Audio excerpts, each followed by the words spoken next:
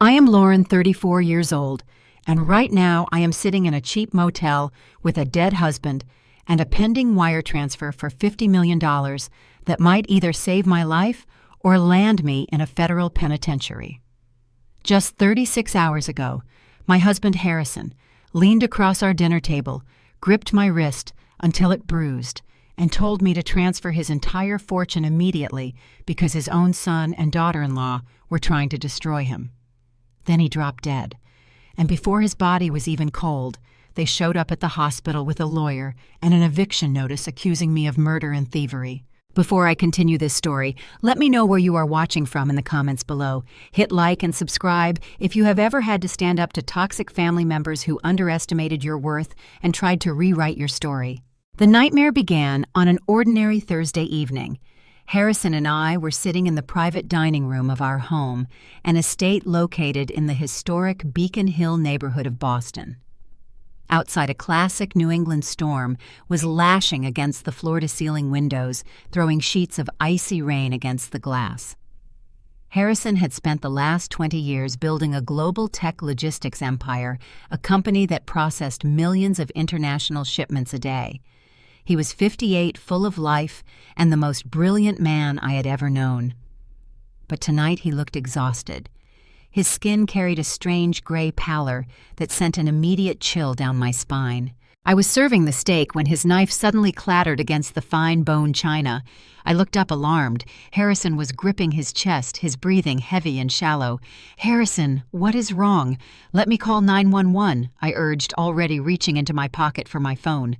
He lunged across the table and grabbed my wrist. His grip was terrifyingly weak, his palms clammy and cold. "No time, Lauren," he gasped, his chest heaving as he struggled for air. "Listen to me very carefully. Open my encrypted drive. Transfer the entire $50 million from the Alpha Fund to your hidden offshore account. Do it right now, Lauren, just to be safe. Don't let Jackson or Naomi find out, especially Naomi. They have been—" Harrison collapsed onto the dark hardwood floor before he could finish the sentence. Panic seized me. I dropped to my knees beside him, screaming his name, my hands frantically pressing against his chest to start CPR. I managed to call emergency services, my voice shaking as I gave our address to the dispatcher. While the sirens wailed in the distance, I looked back at the dining table. Harrison's laptop was open. The bypass codes for the hidden Alpha Fund were written on a crumpled piece of paper beside his plate. As a former forensic accountant, I had spent the first 10 years of my career hunting down corporate thieves, tracing hidden assets, and unraveling complex financial scams from major firms in Chicago. I knew Harrison's corporate ledgers inside and out. There was no Alpha Fund on his public books. $50 million in liquid cash did not just sit around unnoticed unless it was being hidden intentionally. But looking at my husband's pale, unmoving face on the floor, I didn't care about the legality. I cared about his survival. I opened the laptop, entered the encrypted bypass keys, and initiated the transfer to my private account. Because it was an international wire of an astronomical sum, the banking protocol triggered an automatic security hold. The screen flashed, "Transfer pending, final clearance in 48 hours. Nas." The paramedics arrived, bursting through the front doors, and rushed Harrison to the hospital. The next 36 hours became a blur of sterile waiting rooms, the smell of clinical antiseptic, and pure suffocating grief. Harrison never regained consciousness. He lay in the intensive care unit, hooked up to a dozen tubes and monitors, his heart fading with every passing hour. I sat beside his bed, the glow of my laptop screen illuminating my face in the dim room as I checked the wire status over and over again. The banking app displayed the same message, "Transfer pending, clearance in 12 hours. I reached out, wrapping my cold fingers around his hand. "I did it, Harrison," I whispered into the quiet room, tears spilling over my eyelashes. "The money is moving. It is pending. Just please hold on. You have to wake up." When Harrison and I married 2 years ago, the Boston high society circles tore me apart. They called me a gold digger, a trophy wife, who had targeted an older, wealthy man. I was 34, and Harrison was 24 years my senior. His son Jackson, who was only 3 years younger than me, had completely boycotted our wedding, refusing to even look at me. Jackson's wife, Naomi, an incredibly sharp and ambitious woman, had climbed the corporate ladder to become the chief financial officer of Harrison's company. She had attended the wedding, but her smile was cold and calculated. They both viewed me as a threat to their inheritance, an outsider who had disrupted their ready-made empire. They had no idea that I had been making a successful six-figure salary as a forensic auditor before retiring early to support Harrison after his first minor stroke. I did not need his money. I just wanted a peaceful life with the man I loved. But as I sat by his hospital bed, the monitors suddenly began to scream. A sharp, high-pitched, unbroken tone filled the ICU room, shattering the silence. The green line on the cardiac screen went completely flat. Code blue. "We need a crash cart in Bay 4 immediately," a nurse shouted, slamming the door open. Medical staff swarmed the bed, throwing me backward against the cold plaster wall. I watched in a paralyzed horror as they charged the defibrillator paddles, their voices a chaotic mix of emergency commands. "Clear!" Harrison's body violently jolted upward. "Clear!" The paddles hit his chest again. Nothing happened. The flatline remained. "Time of death, 11:42 p.m., the attending physician announced softly, dropping his hands. He turned to look at me, his eyes filled with professional pity. "I am so sorry for your loss, Mrs. Williams." The room began to spin. The man who had been my anchor, my protector, was gone. I sank into the chair, my mind completely numb, until my eyes landed on my laptop, sitting on the rolling medical tray. The screen was still glowing, "Transfer pending, clearance in 10 hours." Harrison's final truest words echoed in my mind with sudden terrifying clarity. "Don't let Jackson or Naomi find out, especially Naomi." I snapped my laptop shut and slid it into my bag, just as the door to the waiting room burst open. It had been exactly 3 hours since Harrison took his last breath. I was sitting in the private family waiting room at the end of the intensive care unit corridor. I had not changed clothes. My beige blouse was severely wrinkled, bearing a faint, rust-colored smudge of Harrison's blood from when I had desperately tried to perform chest compressions at the house. My hands were folded tightly in my lap. I was staring blankly at the ugly floral pattern of the hospital carpet, trying to process the absolute collapse of my entire world. The heavy oak doors of the waiting room pushed open with a violent thud. Jackson strode in first. He was wearing a tailored navy suit with not a single hair out of place. There was no redness in his eyes and no tremble in his lip. He looked like he was walking into a hostile corporate board meeting rather than the hospital ward where his father had just passed away. Right behind him was Naomi. She was immaculate in a sharp charcoal blazer, her posture rigid and commanding. As a fiercely intelligent woman who had clawed her way to the top of a male-dominated industry, she was entirely used to dominating every room she entered. As the chief financial officer of Harrison's logistics empire, she wielded her power with ruthless efficiency. She carried a sleek leather briefcase, her heels clicking ominously against the linoleum floor. Trailing them was a man I recognized immediately, Bradley. He was a notorious probate lawyer in Boston, known for gutting estates and leaving widows with pennies on the dollar. "Jackson?" I whispered, standing up as my voice cracked with sheer exhaustion. "I am so sorry he is gone." Jackson did not offer a hug. He did not even offer a basic word of comfort. He stopped 2 feet away from me, his jaw set hard. "Where is the laptop, Lauren?" I froze. The heavy grief that had been suffocating me was suddenly pierced by a sharp spike of adrenaline. "What, do not play dumb with me?" Jackson sneered, his voice dropping into a menacing register. "The company laptop, the one he kept in the private study. Where is it? Your father just died 3 hours ago. Jackson, he has not even been moved to the morgue yet, and you are asking me about a computer." Naomi stepped forward smoothly, interposing herself between me and her husband. Her expression was utterly devoid of empathy. It was a mask of cold, calculating authority. "Lauren, let us not make this difficult," Naomi said, her tone dripping with polite condescension. "Harrison was a sick man. His mental faculties were clearly declining over the past few weeks, as CFOI noticed several unauthorized, highly irregular transaction requests originating from his private terminal. We are here to secure company assets." "He had a stroke, Naomi, not dementia," I fired back, my shock rapidly transmuted into fierce defensive anger. His mind was perfectly sharp right until the end, and since when does a chief financial officer bring a probate shark to a hospital waiting room at 2 o'clock in the morning? I shot a glare at Bradley, who simply adjusted his silk tie with a smug, knowing smile. "Since the moment we realized you were taking advantage of a dying man," Jackson snapped.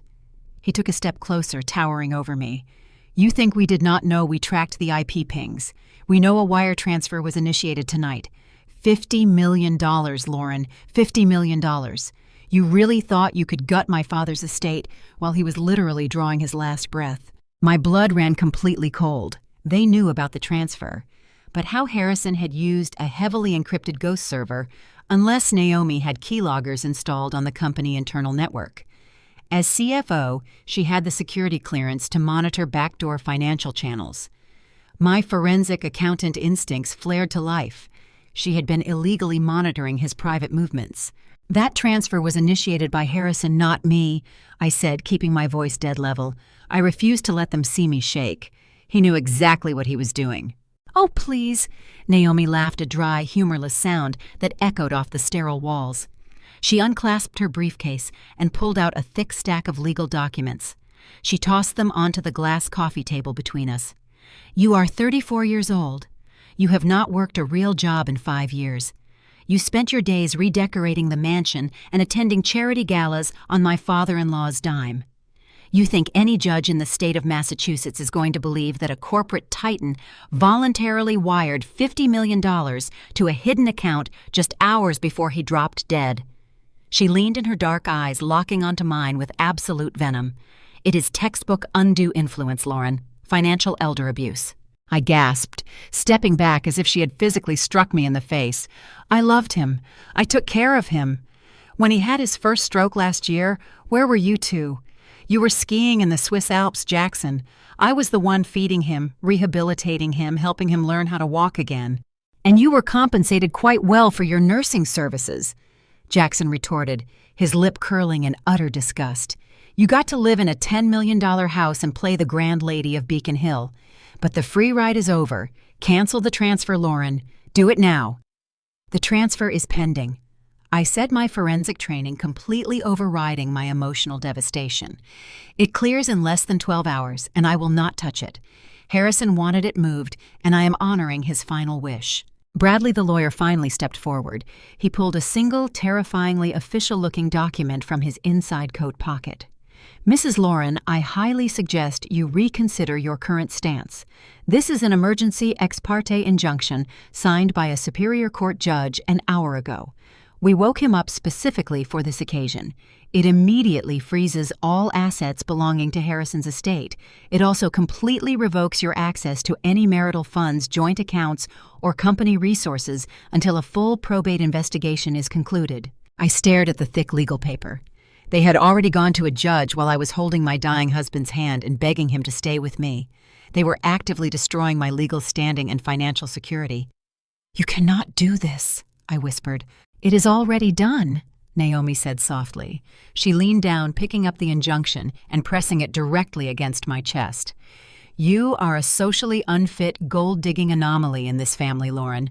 We tolerated you because Harrison demanded it, but he is dead now." Jackson leaned in so close I could smell the stale black coffee on his breath. "Do not send it, Lauren. If that money clears, we will have you arrested for wire fraud by sunrise. Now hand over the keys to the house." "The keys!" I repeated, my voice hollow. I looked from Jackson to Naomi, then to Bradley, hoping this was some kind of twisted, grief-fueled nightmare. "You are kicking me out of my own home. At 3 o'clock in the morning, my husband's body is still warm down the hall." "It is not your home," Bradley interjected smoothly, using his slick courtroom voice. "The Beacon Hill estate was purchased by Harrison prior to your marriage. It is held in a revocable trust of which Jackson is the primary beneficiary. Given the pending allegations of financial elder abuse and the unauthorized $50 million wire attempt, my clients have a fiduciary duty to secure the premises immediately to prevent the destruction of evidence. I have a legal right of survivorship." I shot back, my forensic knowledge flashing to the forefront. "You cannot execute a unilateral eviction without a formal 30-day notice, regardless of the trust structure. I know the law, Bradley." Naomi smiled. It was not a smile of amusement, it was the predatory baring of teeth. "You know accounting law, Lauren, not probate litigation. Read the injunction." She tapped her manicured fingernail against the document I was holding. Page 3, paragraph 4. The judge granted an immediate emergency vacate order due to flight risk and potential tampering with estate assets. You have exactly 0 rights right now. I looked down at the document. The bold black text blurred before my eyes, but Naomi was right. A judge had actually signed off on this. They had framed me as a desperate, thieving gold digger trying to abscond with $50 million in the middle of the night. Naomi stepped closer, her voice dripping with artificial sympathy, meant entirely to mock me. "It is truly sad, Lauren. Harrison was vulnerable. His mind was slipping, and you took advantage of his condition. Everyone saw how you isolated him after his first stroke. You barred us from visiting. You manipulated his diet and his medication. You engineered this entire scenario to enrich yourself. You know that is a lie." I snapped my fists, clenching at my sides. "I was the one nursing him back to health while you and Jackson were busy upgrading your luxury cars and draining his expense accounts. I isolated him because his doctor said your constant demands for money were spiking his blood pressure." Jackson sneered, taking a menacing step toward me. "Save your breath. The narrative is already set. We have witness statements from the household staff. They are ready to testify that you verbally abused him and forced him to sign financial proxies. You are going to look like a monster in front of the entire city." "Where am I supposed to go?" I asked, my voice finally cracking under the immense cruelty of their coordinated attack.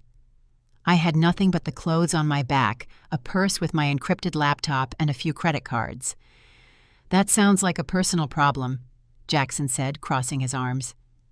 "Maybe call one of those charity friends you loved throwing my father's money at. Hand over the keys, Lauren, and the company credit cards. Now." My hands shook violently as I unzipped my purse. I pulled out the heavy brass keys to the home I had shared with Harrison for 5 years, the home where we had painstakingly renovated the kitchen together, the home where he had collapsed just hours ago. I dropped them onto the glass table. They hit with a sharp, heavy clatter that sounded like a prison door locking shut. I pulled out the black corporate credit cards and threw them down as well. "You will pay for this, Jackson," I whispered, looking my stepson dead in the eye. Harrison knew. He knew exactly what you two were doing behind his back. That is why he wanted the money moved tonight. Jackson's eye twitched a microscopic break in his arrogant facade. He was a sick, confused old man. He did not know anything. "I suggest you leave the premises," Bradley said, checking his expensive watch. "Security at the estate has already been notified to deny you entry. If you attempt to access the property, you will be arrested for trespassing." Naomi leaned in, lowering her voice so only I could hear. "Listen to me very carefully, little girl. You are completely out of your depth. Cancel the wire transfer, walk away quietly, and maybe we will not press criminal charges for the theft. But if you try to fight us, I promise you, I will make sure you spend the best years of your youth in a federal penitentiary." I did not say another word. I turned on my heel and walked out of the family waiting room. The hospital corridors felt miles long. The fluorescent lights buzzed overhead, casting a sickly pale hue over the linoleum. I walked out through the automatic sliding doors into the freezing Boston night. The rain was coming down in sheets, icy and unforgiving. I had no jacket, no car, as the vehicle I drove was registered to the company. I was completely and utterly isolated. I stood under the hospital awning, pulling my phone from my pocket. I opened my banking app. Access denied. Account frozen. I tried my personal savings account, the one I had from before the marriage. Access denied. Account frozen. Naomi had not just frozen the estate. She had aggressively frozen my personal assets under the guise of the ongoing fraud investigation. I was a multimillionaire's widow, standing in the rain with exactly $42 in cash in my wallet. I hailed a cheap cab, giving the driver the address of a rundown motel near the airport. It was the only place I could afford for the night. As the cab splashed through the flooded streets, the tears finally came. I wept for Harrison. I wept for the cruel, sudden emptiness of my life. I wept for the sheer indignity of being thrown onto the street like trash. But as the cab pulled into the flickering neon glow of the cheap motel, the tears stopped. I paid the driver, walked into the dingy lobby, and paid for one night. The room smelled of stale cigarettes and cheap bleach. The bedspread was a questionable shade of brown. I locked the deadbolt through the security chain and sat down at the wobbly laminate desk in the corner of the room. I pulled my encrypted laptop from my bag and flipped it open. The screen glowed to life, illuminating the dark, damp room. I logged into the secure banking portal via my virtual private network. The transfer screen was still up, $50,340,000. Status: pending. Time to clearance 10 hours and 14 minutes. Naomi thought she had checkmated me. She thought she was dealing with a trophy wife who only knew how to pick out drapes and plan catering menus. She did not realize that before I became a wife, I was a forensic auditor. I was the woman who had personally dismantled a $300 million Ponzi scheme in Chicago. I dismantled complex financial structures for breakfast. If Harrison wanted this money moved, there was a reason. And if Naomi was willing to forge an emergency injunction in the middle of the night to stop it, there was a massive blood-soaked secret buried in those corporate accounts. "You want a war, Naomi?" I whispered to the empty room, my fingers flying across the keyboard to open a terminal window. "Let us see exactly how well you hid your tracks." I did not cancel the transfer. Instead, I began to dig. The wobbly laminate desk groaned under the weight of my forearms as I launched my decryption software. The motel room was freezing. The heating unit in the corner rattled noisily, spitting out lukewarm air that smelled of ozone and dust. I pulled my knees to my chest to retain body heat, my eyes entirely locked on the cascading lines of code scrolling down my monitor. As a forensic accountant, I knew that money never simply vanished. It left a trail, a digital footprint. You just had to know where to look. I started with the routing numbers Harrison had hastily scrawled on that crumpled piece of paper during his final moments. The $50 million transfer was currently sitting in a digital purgatory, waiting for the 48-hour clearance protocol to expire. Naomi and Jackson were confident they had locked me out. They assumed freezing my personal bank accounts and stripping me of my credit cards would paralyze me. They wanted me destitute, panicked, and begging for a settlement. They severely underestimated my endurance. My stomach growled violently, a harsh reminder that I had not eaten since the steak dinner before Harrison collapsed. I glanced at my wallet resting near the mousepad. $42. That was my entire net worth at this exact moment. I left the laptop running its trace protocol and walked down to the motel lobby to use the vending machine. I grabbed a stale protein bar and a bottle of water, paying with a crumpled $5 bill. When I swiped my personal debit card at the lobby coffee dispenser just to test it, the machine flashed a harsh red decline message. Naomi had been incredibly thorough. She had weaponized the legal system overnight, effectively erasing my financial existence. I returned to my room, locking the deadbolt. I tore open the protein bar, chewing mechanically, while I stared at the screen. The Trace program had hit a firewall. The Alpha Fund was not a standard corporate investment account. It was shielded by military-grade encryption, the kind typically used by offshore shell companies to obscure illicit activities. Harrison was a straight-laced logistics CEO. He despised shady financial practices. If his money was wrapped in this kind of digital armor, it meant someone else had built the fortress, someone with the technical financial expertise to bypass standard audits, someone exactly like his chief financial officer, Naomi.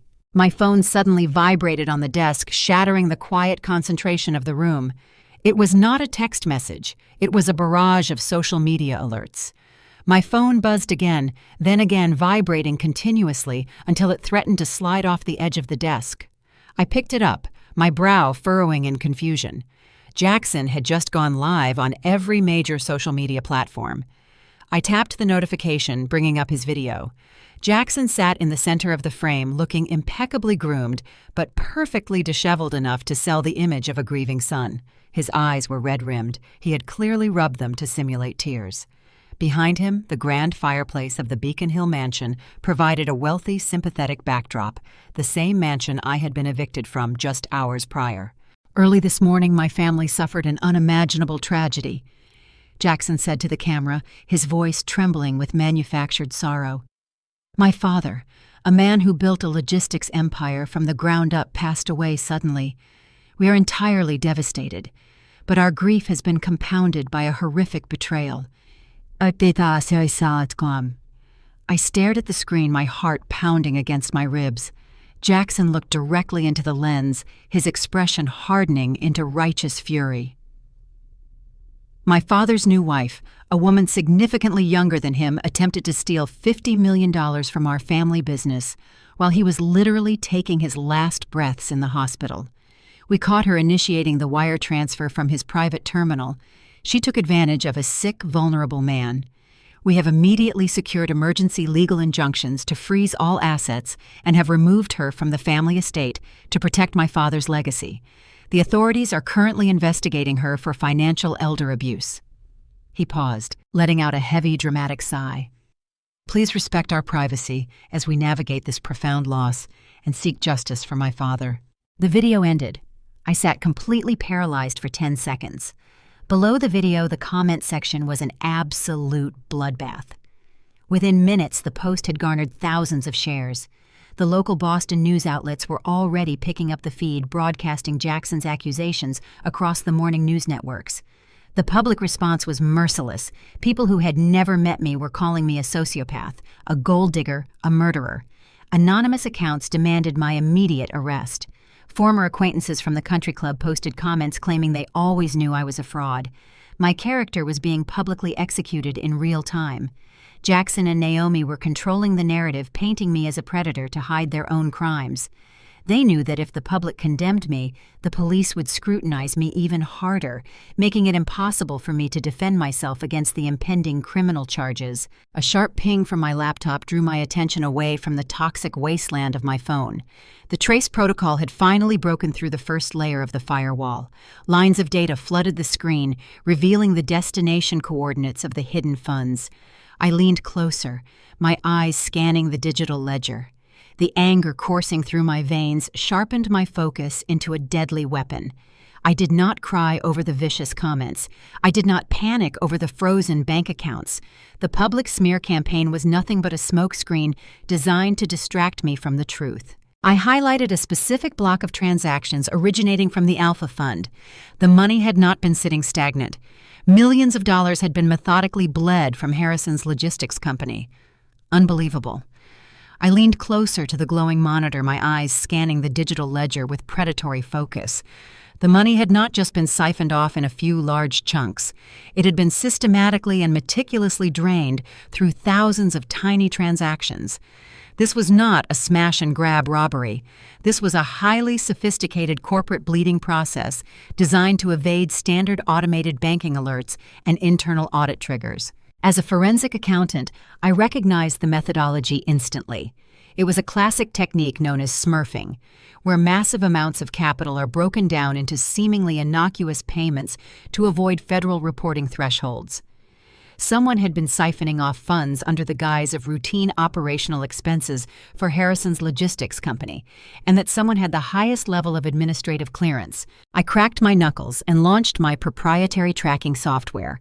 This was a program I had personally coded during my years working in Chicago, designed specifically to unravel layered financial obfuscation. I typed in the primary routing numbers Harrison had hastily written on that crumpled napkin. The software hummed to life, casting a stark blue light across the dingy motel walls. A progress bar crawled across the screen as the program began mapping the financial network, pinging offshore servers, and bypassing superficial security walls. While the software ran its aggressive algorithms, I pulled up the public financial disclosures for Harrison's company. I needed a baseline to compare against the hidden Alpha Fund data. According to the official quarterly report signed by Naomi as chief financial officer, the company was operating at a steady but modest profit margin. Operational costs had reportedly surged over the past 4 years due to international shipping tariffs and supply chain disruptions. It was a perfectly plausible narrative for investors and board members. But looking at the raw data streaming into my hidden terminal, I saw the absolute lie hidden beneath her glossy spreadsheets.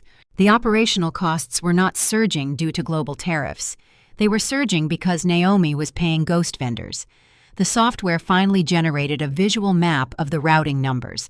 A complex spider web of interconnected nodes appeared on my screen. I clicked on the first cluster of transactions. Millions of dollars had been routed to a shipping entity registered in Delaware. I ran a cross-check on the corporate registry database. The Delaware company had no physical address, no fleet of trucks, and zero payroll records. It was a shell company, a phantom entity existing solely on paper to generate fake invoices. Naomi had been approving millions in payments to this phantom vendor for non-existent freight services. From there, the money bounced. It moved from Delaware to a holding company in Panama, then fractured into a dozen different accounts in Switzerland, before ultimately consolidating again. The sheer audacity of the scheme was breathtaking. She was using her position to authorize payments bypass internal audits by utilizing obscure accounting loopholes and essentially robbing her father-in-law blind. But Harrison had caught her. The Alpha Fund was not a slush fund he had created to hide wealth from me or the government. The Alpha Fund was a trap. Harrison must have discovered the embezzlement during his recovery from his first stroke, when he had more time to review the raw operational data away from Naomi's curated presentations, instead of confronting her immediately and risking her destroying the evidence he had quietly set up the Alpha Fund. He had used his supreme executive override authority to claw back the stolen funds from the offshore accounts and trap them in one centralized, highly encrypted location. The $50 million was the physical proof of her monumental fraud. I needed to follow the final thread. I needed to see exactly whose name was attached to the end of the Panama routing chain. If I was going to destroy Naomi and Jackson, I needed irrefutable proof that they were the ultimate beneficiaries of the stolen wealth. I typed a rapid sequence of command lines, deploying a brute force packet sniffer to trace the encrypted handshakes between the Panamanian holding company and the final destination bank. The motel heater rattled violently in the corner, but I did not feel the cold anymore. My entire existence was narrowed down to the blinking cursor on the black screen. "Come on," I muttered under my breath, watching the code unspool. "Give me the name. Show me the final account holder." The screen flashed green, access granted. The final layer of encryption dissolved, revealing a master trust account registered in the Cayman Islands. I downloaded the trust incorporation documents, my eyes darting across the digital pages. There it was, the smoking gun. The sole beneficiaries of the Cayman Trust were Jackson and Naomi. They had siphoned $50 million from Harrison to build their own hidden empire. They were draining his life's work while smiling in his face at Sunday dinners. Suddenly, a chilling realization washed over me. If Naomi realized Harrison had discovered the fraud, she would have known her entire life was about to implode. Wire fraud of this magnitude carried a 20-year federal prison sentence. She would have lost everything: her wealth, her prestigious career, her freedom, unless Harrison died before he could report it. My hands began to tremble, but not from fear.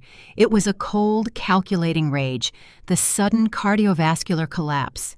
The fact that Jackson and Naomi were already prepared with a high-powered probate lawyer and an emergency injunction just 3 hours after his death. They had orchestrated this. They had framed me for elder abuse to ensure I was completely discredited and removed from the property, preventing me from ever getting close to his private servers. But they did not know Harrison had already given me the keys. I looked at the transfer pending status on the screen. The $50 million was moving into my blind account. I had to redirect it tonight. My forensic mind had fully awakened. It was war. I stared at the blinking cursor, the stark reality of the situation washing over me like a bucket of ice water. The $50 million sitting in the pending transfer was not my inheritance. It was not a generous parting gift from a loving husband wanting to secure my future. It was blood money. It was the physical manifestation of a massive criminal conspiracy, a digital confession of corporate treason orchestrated by the people Harrison had trusted most. Naomi and Jackson had not just been skimming off the top to fund their lavish lifestyle, they had been actively gutting the foundation of Harrison's entire life's work. I opened a new command terminal and began compiling the evidence. Every forensic accountant knows that proving fraud requires more than just finding the destination account. You have to map the entire circulatory system of the theft. I needed to document exactly how Naomi, in her role as chief financial officer, had managed to bleed a highly regulated logistics empire dry without tripping a single external audit. I pulled up the digitized corporate ledgers I had backed up on my encrypted drive months ago. I cross-referenced the dates of the largest phantom vendor payouts with Naomi's executive authorizations. The pattern emerged with chilling clarity. Naomi had exploited a complex network of international shipping tariffs and currency exchange fluctuations. Whenever the logistics company handled massive cross-border freight contracts, Naomi would artificially inflate the projected operational losses. She would route the excess capital through a secondary payment gateway, an obscure software interface she had personally mandated the company adopt 2 years ago. The interface acted as a financial centrifuge, shattering large sums into thousands of microtransactions that slipped right past the automated compliance flags. Those microtransactions flowed directly into the Delaware shell company. From Delaware, the money washed through the Panamanian holding firm, a classic layering technique designed to break the chain of custody. Finally, it pooled into the master trust account in the Cayman Islands. The Cayman Trust was an absolute fortress of financial secrecy. It was registered under a proxy director, but the underlying beneficiary documents I had just decrypted bore Jackson and Naomi's digital signatures. They had built a perfect machine for corporate theft, but perfection always leaves a residue. The problem with stealing $50 million is the sheer weight of the capital. Moving that much money requires constant maintenance, constant authorization, and constant vigilance. Harrison, despite his failing health, was a genius. He had noticed the discrepancies in the quarterly margins. He had seen the microscopic bleeding that the external auditors missed, and instead of confronting them right away and risking them destroying the evidence he had quietly engineered a counteroffensive, he had used his supreme executive override codes to hijack the Panamanian routing chain, funneling the stolen wealth into his own encrypted alpha fund. He had essentially stolen his own money back from the thieves. That realization hit me with a profound sense of sorrow and awe. Harrison had been fighting a silent war inside his own company entirely alone while his body failed him. He knew that bringing the police in immediately would trigger a massive public scandal, potentially destroying the logistics empire he had spent decades building. He needed absolute, irrefutable proof before he made his move. He had gathered the $50 million as the ultimate piece of evidence, and Naomi must have realized the trap was springing shut. I leaned back in the flimsy motel chair, my mind racing through the timeline. 3 weeks ago, Harrison had his medication regimen adjusted. Naomi had been the one to recommend the new private concierge doctor, a supposedly elite physician who specialized in post-stroke cardiovascular care. I had trusted her recommendation. I had allowed that doctor into our home.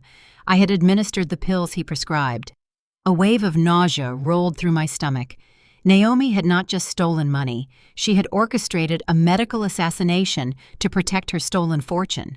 The $50 million was the motive, the weapon, and the prize, and right now that money was in transit to a blind account I controlled. Naomi and Jackson thought they had frozen my life by locking my personal bank accounts and throwing me out into the street. They assumed I was paralyzed by grief and poverty. They had no idea that I held the digital leash to their entire criminal enterprise. The pending transfer was scheduled to clear in less than 10 hours. If the money landed in my account, Naomi would twist the narrative. She would use the forged emergency injunction to claim I had hacked the company servers and stolen the funds to flee the country. I could not let that happen. The money could not touch my personal accounts. If it did, I would become an accessory to wire fraud in the eyes of the law, exactly as Naomi had planned. I needed to weaponize the $50 million. I needed to turn Harrison's final protective measure into a devastating offensive strike. I opened my secure network protocols and began writing a custom routing script. I was not going to cancel the transfer. Canceling it would simply return the funds to the corporate ledger, allowing Naomi to bury the money back in the Cayman Islands and erase the digital paper trail forever. I had to redirect the transfer mid-flight. I needed a destination that Naomi could not touch, a vault that no probate lawyer or corrupted judge could freeze. I needed a federal Dropbox. My fingers flew across the keyboard, coding a bypass command that would intercept the $50 million the second it cleared the banking hold. I was going to route every single penny of the blood money directly into the hands of the people who could dismantle Naomi and Jackson's lives permanently.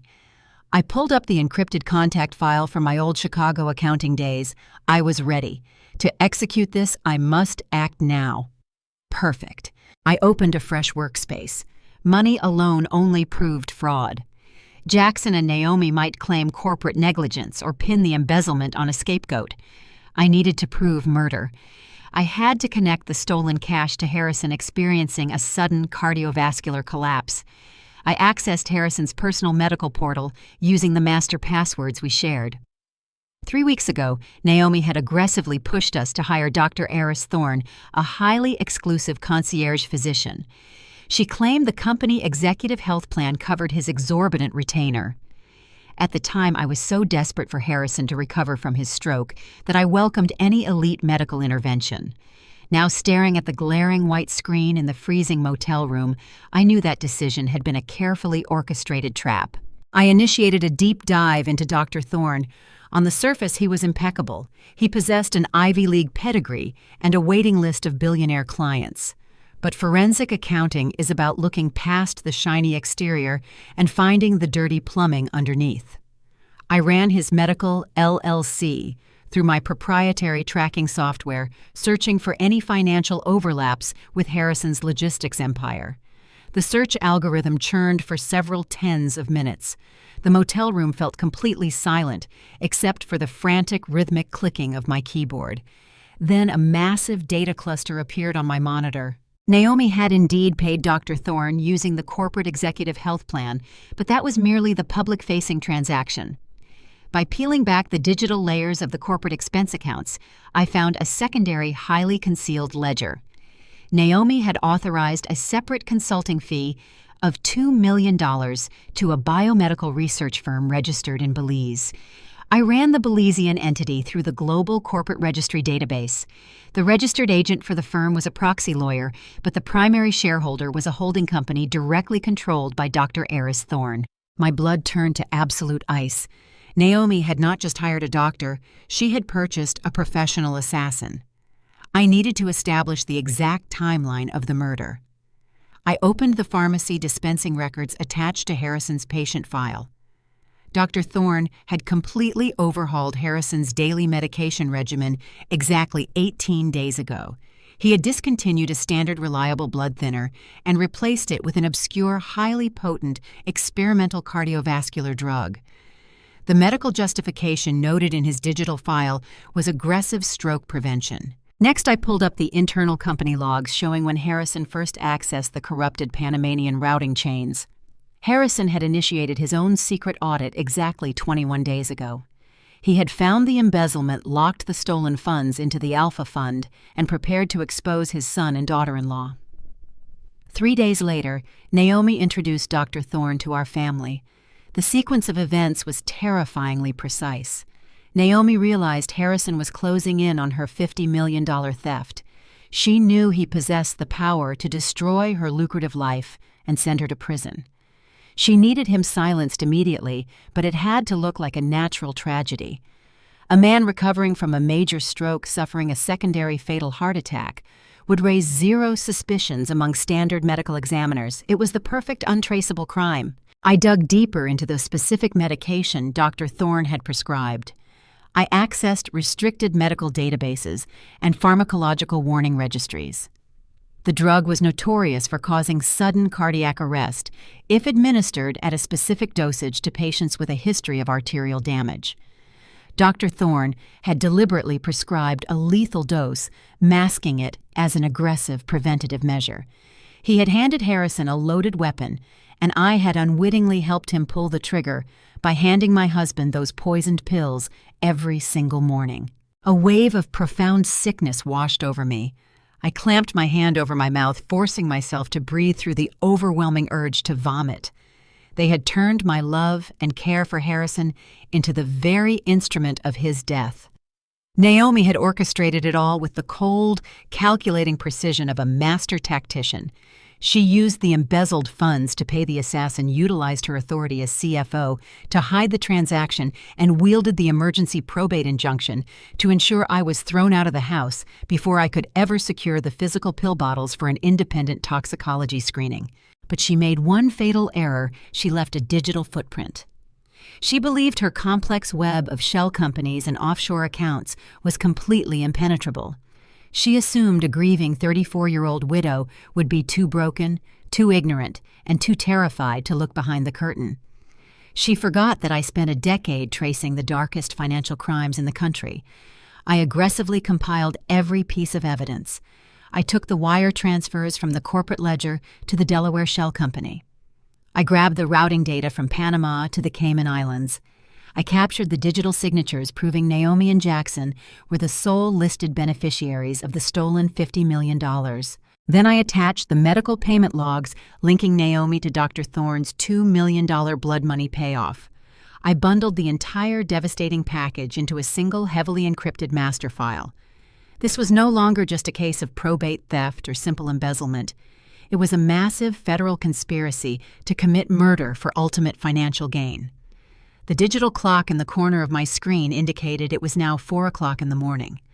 The pending transfer of the $50 million was scheduled to execute in just 8 hours. I had the explicit motive, I had the murder weapon, and I had the absolute proof of their guilt. I opened my secure communication protocol and loaded the contact information for Agent Carter. He was a senior investigator with the Federal Bureau of Investigation, specializing in white-collar crime and corporate homicide. We had worked together on a massive case in Chicago 5 years ago. He knew my work, and he trusted my forensic analysis implicitly. I typed a brief, urgent message requesting a secure line. The trap was fully constructed. Naomi and Jackson thought they had buried Harrison along with their secrets. They were about to discover that some secrets refused to stay buried. The harsh morning light filtered through the cracked blinds of the motel room, signaling the start of a new day. My phone vibrated against the cheap laminate desk. It was an unsaved number, but the text message was unmistakable in its arrogant brevity. "Meet us at the espresso bar on 5th Avenue in 1 hour. Do not be late. We have a proposition for you." I stared at the screen, my heart pounding a steady, aggressive rhythm against my ribs. Naomi and Jackson were getting restless. The pending transfer of the $50 million was ticking closer to its clearance deadline. They needed me to cancel the wire before the banking hold expired, and they assumed a night in a freezing rundown motel would have completely broken my spirit. They wanted to negotiate my surrender. I quickly closed my encrypted laptop, safely stashing it in my oversized leather bag. I splashed cold water on my face in the rusted bathroom sink, smoothing down the wrinkles of the beige blouse I had been wearing since Harrison died. I looked exhausted, pale, and utterly defeated. It was the perfect disguise. I hailed another cheap cab and made my way to the upscale downtown cafe. The espresso bar was a favorite among Seattle corporate elite, featuring sleek marble countertops, modern brass fixtures, and a clientele dressed in tailored suits. I walked through the glass doors feeling the immediate, judgmental stares of the patrons. I found an empty booth in the far corner and slid into the leather seat, clutching my bag tightly to my chest. Exactly 10 minutes later, Jackson and Naomi walked in. Naomi commanded the room effortlessly. She wore a stunning emerald green sheath dress that contrasted beautifully with her dark skin, her hair pulled back into a severe, flawless bun. She projected absolute corporate dominance. Jackson trailed slightly behind her, wearing a smug, self-satisfied grin. He looked like a man who had already won the war. They slid into the booth across from me. Neither of them ordered a coffee. This was not a friendly chat. This was an execution. "You look terrible, Lauren," Jackson remarked, leaning back against the leather cushion. "Reality hitting you finally. A cheap motel is quite a downgrade from the Beacon Hill estate. I hope the reality check was sufficiently uncomfortable." I kept my eyes downcast intentionally, avoiding his gaze to sell my performance of a broken widow. "What do you want, Jackson?" I asked, letting my voice waver slightly. Naomi took control immediately. She opened her designer briefcase and pulled out a thick manila envelope. She placed it squarely in the center of the marble table and rested her manicured hands over it. "We are here to offer you a graceful exit," Naomi said, her tone smooth and heavily patronizing. "We understand that losing Harrison was a shock. We also understand that panic makes people do irrational things like attempting to steal $50 million from a family business. But we are willing to be reasonable." She slid the envelope across the table until it touched my hands. "Open it." I peeled back the flap of the envelope. Inside rested a cashier's check made out to my name. The amount was exactly $1 million. Behind the check was a dense multi-page legal document. "That is a standard non-disclosure agreement and a full waiver of your inheritance rights," Naomi explained, watching my face intently for a reaction. "You sign that document legally, forfeiting any claim to Harrison's estate, the house, and the company assets. You also agree to a permanent gag order regarding the events of last night. In exchange, you take that check, you cancel the pending wire transfer immediately, and you walk away." $1 million, I whispered, staring at the paper. "You are trying to buy my silence for $1 million. "Do not act insulted," Jackson scoffed, leaning forward. "It is $1 million more than you actually deserve. You should be thanking us on your hands and knees." Naomi raised a hand, silencing her husband. She leaned across the table, her dark eyes locking onto mine with absolute malice. "Let me make the alternative completely clear to you, Lauren. If you refuse to sign that agreement, or if you refuse to cancel the wire transfer, I will personally ensure you are destroyed." She tapped a single perfectly polished fingernail against the marble table. "The autopsy report on Harrison is currently pending. As you know, he suffered a sudden fatal cardiovascular event. But what you do not know is that my legal team is prepared to file a formal request for a specialized toxicology screening. We have already briefed the authorities on your concerning behavior over the past few weeks." My breath caught in my throat. I did not have to fake my shock. She was actually threatening to frame me for the murder she had orchestrated. "We will tell the police that you were the one managing his medications," Naomi continued, her voice dropping to a terrifying whisper. "We will claim you intentionally administered a lethal overdose because you knew he was planning to divorce you. You were the only one alone with him when he collapsed. Combine that with your frantic attempt to wire $50 million to a hidden offshore account while he was dying, and any jury in the country will convict you of first-degree murder." "You would not dare!" I choked out, forcing my hands to tremble as I gripped the edge of the table. "Try me," Naomi countered, her smile razor-thin and utterly devoid of humanity. "I will bury you so deep in a federal penitentiary that you will forget what the sun looks like. I hold all the cards, Lauren, the company, the lawyers, the medical narrative. You have absolutely nothing. Take the $1 million and disappear, or spend the rest of your life in a concrete cell." Jackson smirked, clearly enjoying the display of ruthless power. "Time is ticking, Lauren. The bank hold on that transfer expires tonight. We need your signature, and we need you to log into your portal and cancel the wire right now." I stared at the check, then at the non-disclosure agreement, my mind racing through the incredible arrogance sitting across from me. They had handed me the final piece of the puzzle. Naomi had essentially confessed to her willingness to manipulate Harrison's toxicology report, proving she had intimate knowledge of the exact poisoned pills Dr. Thorne had prescribed. She felt completely untouchable. I needed to give them a victory. I needed them to drop their guard and feel entirely secure so I could execute the trap I had built. I slumped my shoulders, letting a tear slip down my cheek. I looked away, projecting absolute, total surrender. "Okay," I whispered, my voice breaking perfectly. "You win. I will sign it." Jackson let out a harsh bark of laughter. "Smart girl, finally realizing her place." "But I cannot cancel the wire from here," I lied, looking up at Naomi with wide, fearful eyes. "The banking protocol requires me to be on a secure, authenticated network to reverse a transaction of that magnitude. If I try to do it on a public cafe network, the bank will freeze the account for suspicious activity, and the money will be locked in an investigative hold for months. I need to do it at the company office or at the memorial service where I can access the encrypted family server." Naomi narrowed her eyes, evaluating my statement. As a chief financial officer, she knew that high-level wire transfers required strict security authentication. The lie was highly technical and entirely plausible. "Fine," Naomi said, her tone sharp. "We are hosting a private memorial gathering for the board of directors and the family tomorrow evening at the Four Seasons. You will bring your laptop. You will sign the documents in front of our lawyer, and you will cancel the transfer on the secure network.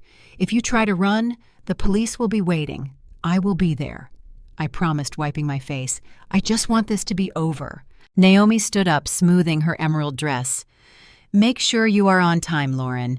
I hate to be kept waiting."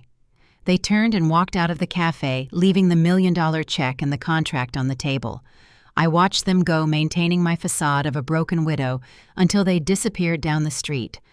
Then I carefully folded the contract and slid it into my bag.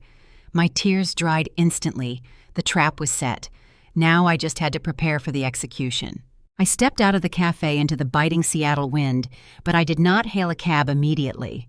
I needed to solidify the narrative Naomi had constructed. If they were going to believe I was a defeated, terrified widow on the verge of a psychological collapse, I had to give them a performance worthy of an audience. Naomi and Jackson were undeniably having me followed. People who embezzle $50 million and orchestrate a cardiovascular assassination do not simply walk away and trust their victim to comply. They watch. They verify. I spotted a dark sedan idling across the street, its tinted windows barely concealing the silhouette of a driver whose gaze was fixed squarely on me. Perfect. I let my shoulders slump, deliberately ruining my posture. I stumbled slightly as I walked down the pavement, making sure to pull my phone from my bag with visibly shaking hands. I needed them to report back to Naomi that I was spiraling. I dialed a number I had memorized from the legal documents Naomi had thrown at me, Bradley, the probate lawyer. The line rang twice before his slick, arrogant voice answered. "Bradley and Associates." "Bradley, it is Lauren," I gasped, pitching my voice up an octave and forcing my breathing to become rapid and shallow. I injected pure, unadulterated panic into my tone. "Please, you have to talk to Naomi. You have to make her understand that I am not trying to run. I am terrified." There was a pause on the line. I could almost hear his smug satisfaction. "Calm down, Lauren. Hysterics will not help your legal standing. Have you reviewed the settlement agreement?" "I'm looking at it right now," I sobbed, clutching the phone tightly against my ear while stealing a covert glance at the idling sedan. "I will sign it. I swear I will sign it. I do not want the house. I do not want the company. I just do not want to go to a federal prison. Please, you cannot let her file those toxicology reports. Harrison was already sick. I was just trying to follow his instructions. I was confused." I leaned against a brick building, sinking slowly until I was crouching on the cold sidewalk. It was an incredibly degrading posture, but it was exactly what the private investigator across the street needed to photograph a broken, pathetic gold digger sobbing in the gutter. "Naomi is a very reasonable woman when she is not being actively robbed," Bradley replied, his tone dripping with condescension. "If you execute the cancellation of the wire transfer and sign the non-disclosure agreement, she will suppress the medical investigation. But you have to follow her exact instructions." "I will," I cried, letting out a ragged, desperate breath. "But I need a guarantee. I need to know she will not take the signed papers and press charges anyway. I need witnesses." "Witnesses," Bradley scoffed. "You are in no position to make demands, Lauren." "It is not a demand. It is a plea," I whined, pouring on the desperation. "I will do the network cancellation at the memorial service tomorrow, just like she asked. But I want the entire board of directors in the room when I sign the waiver. I want them to see me surrender the assets. I will apologize to Jackson and Naomi in front of everyone. I just need powerful people in the room to guarantee my physical and legal safety once I hand over the $50 million.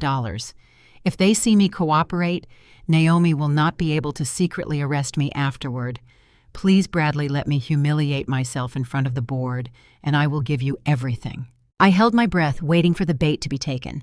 I knew exactly how narcissistic personalities operated.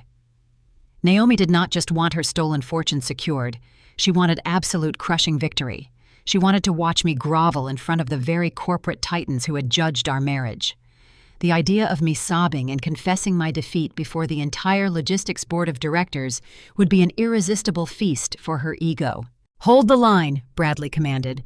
I remained crouched on the sidewalk, listening to the muffled hold music. The wind whipped my hair across my face. I kept my expression twisted in artificial agony for the benefit of the watching investigator. 2 minutes passed, then 3. I knew Bradley was conferring with Naomi. I could picture her in her tailored emerald dress eyes gleaming with triumph as she imagined my public surrender. Bradley returned to the line. "Naomi accepts your terms. The board of directors will be gathered in the private suite at the Four Seasons immediately following the public memorial service. You will arrive at exactly 6 o'clock in the evening. You will bring your laptop. You will log into the encrypted family server, cancel the pending transfer, and sign the inheritance waiver in front of the board. If you deviate from this plan by a single syllable, the police will be waiting in the lobby with handcuffs. Do we have an understanding? Yes, I whimpered, letting out a loud, pathetic sob. Yes, thank you. Thank you so much. Tell her I'm sorry. Just be on time, Lauren. Bradley hung up. I lowered the phone from my ear. I remained crouched on the sidewalk for another 30 seconds, keeping my head buried in my hands. I let my shoulders heave as if I were weeping uncontrollably. Then I stood up. I brushed the dirt off my knees, adjusted my coat, and looked directly at the dark sedan across the street. The tears were completely gone. My heart was beating with calm, icy precision. The frantic, terrified widow vanished, replaced entirely by the forensic auditor who was about to dismantle an empire. Naomi had agreed to assemble the entire board of directors in one room. She thought she was setting the stage for my ultimate public humiliation. She had no idea she had just provided me with the perfect audience for her own execution. I needed them all there. I needed the executives, the shareholders, and the corporate lawyers to witness the digital blood trail I was about to expose. If I only confronted Naomi and Jackson privately, they could spin the narrative or use their immense wealth to bury the evidence. But with the board watching the raw financial data unspool in real time, there would be no escape. I hailed another cab and directed the driver back to the dingy motel. The ride was silent. I stared out the window at the passing Seattle skyline, thinking of Harrison.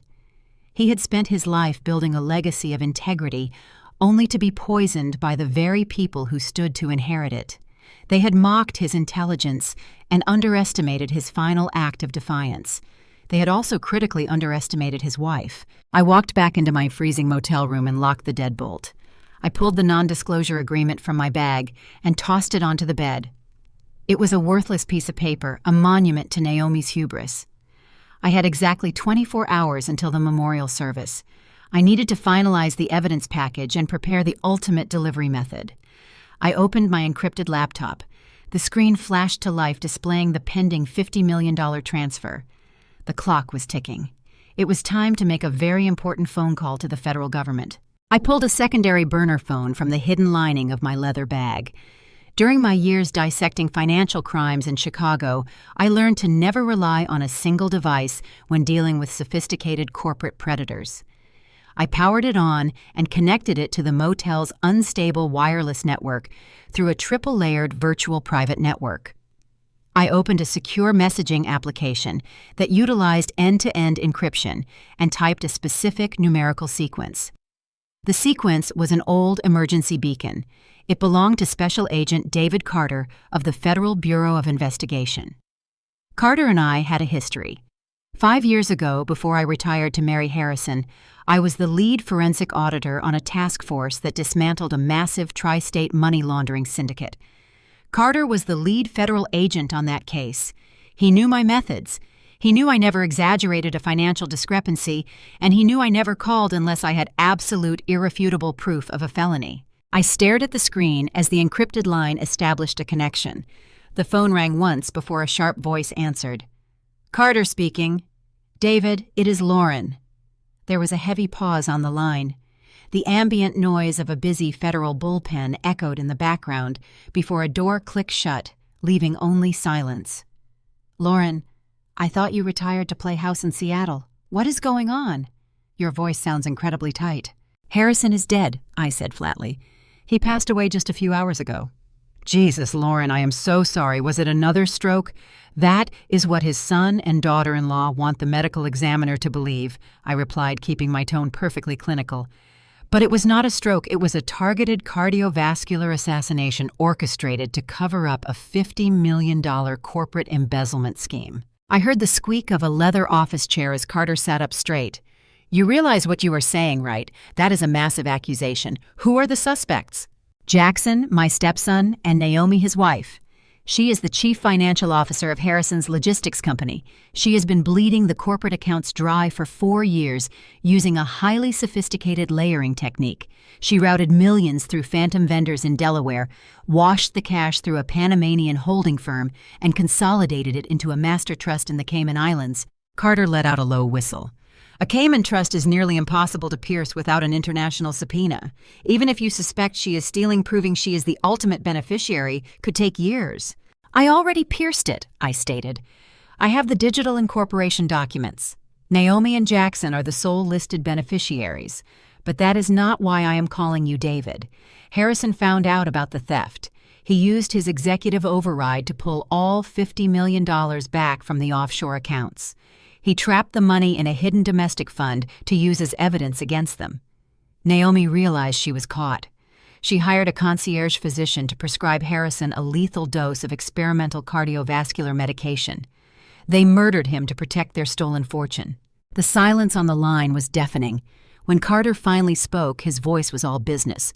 The easy banter of old colleagues was entirely gone, replaced by the sharp focus of a federal investigator. Do you have the proof, Lauren, actual actionable data? I cannot authorize a raid on a prominent corporate executive based on a hunch. I am sending you a secure data packet right now, I said, my fingers flying across my laptop keyboard. I hit the execution command, firing the encrypted file across the network directly to Carter's federal server. Open it. I listened to the rapid clicking of his keyboard. Give me the password. I recited a 12-character alphanumeric string. I heard his breath catch as the files populated on his monitor. Look at folder A, I instructed. Those are the corporate expense ledgers overlaid with the Panamanian routing numbers. Notice the microtransactions. Naomi used an obscure payment gateway to smurf the stolen funds right past the automated compliance flags. Now open folder B. Those are the Cayman Trust beneficiary signatures. This is incredible. Carter muttered, his voice thick with absolute disbelief. You mapped the entire laundering network in less than an hour. I mapped it while sitting in a freezing motel room after they forged a probate injunction to evict me from my own home, I clarified. Now open folder C. That is the smoking gun. It links a $2 million consulting fee authorized by Naomi directly to a Belizean biomedical research firm owned by Dr. Eris Thorne. That is the man who prescribed the fatal medication to Harrison 18 days ago. Lauren, if this data holds up to verification, we are looking at federal wire fraud, money laundering, and conspiracy to commit murder. But we have a major jurisdictional problem. The money is still in the company network. Unless they actually take possession of the funds, proving intent to steal the consolidated $50 million is going to be a grueling legal battle. Their high-priced lawyers will tie us up in federal court for a decade. They are going to take possession of the funds tomorrow night. I revealed, a cold smile touching my lips. Explain. Harrison initiated a wire transfer of the entire $50 million to a blind account right before he died. The transfer is currently sitting in a 48-hour banking hold.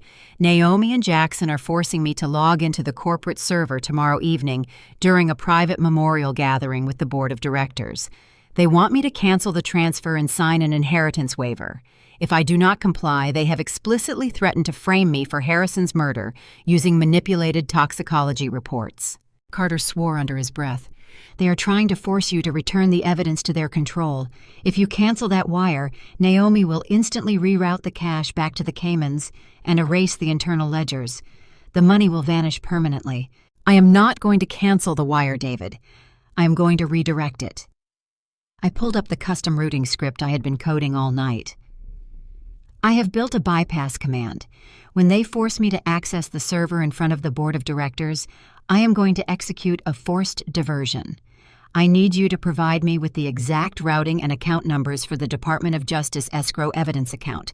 I am going to slam all $50 million directly into federal custody. A harsh laugh erupted from Carter. You are going to wire $50 million of stolen corporate funds into a federal evidence vault in front of the entire board of directors. Yes, and I need you and your strike team waiting in the lobby of the Four Seasons Hotel tomorrow at exactly 6 o'clock in the evening. When that money hits your escrow account, I want you to breach the room and arrest Naomi and Jackson for wire fraud and conspiracy to commit murder. I will verify the data packets immediately. Carter said, the thrill of the hunt evident in his voice. "If this routing data checks out, I will have the warrant signed by a federal judge before noon. I will bring a full tactical team. We will be waiting in the wings, Lauren. Do not let them see you coming. They think I am a broken, terrified widow," I said, staring at the flashing cursor on my screen. "They think they have already won." We finalized the tactical logistics coordinating the exact timing of the sting operation. I disconnected the call and destroyed the burner phone, shattering the plastic casing under the heel of my boot.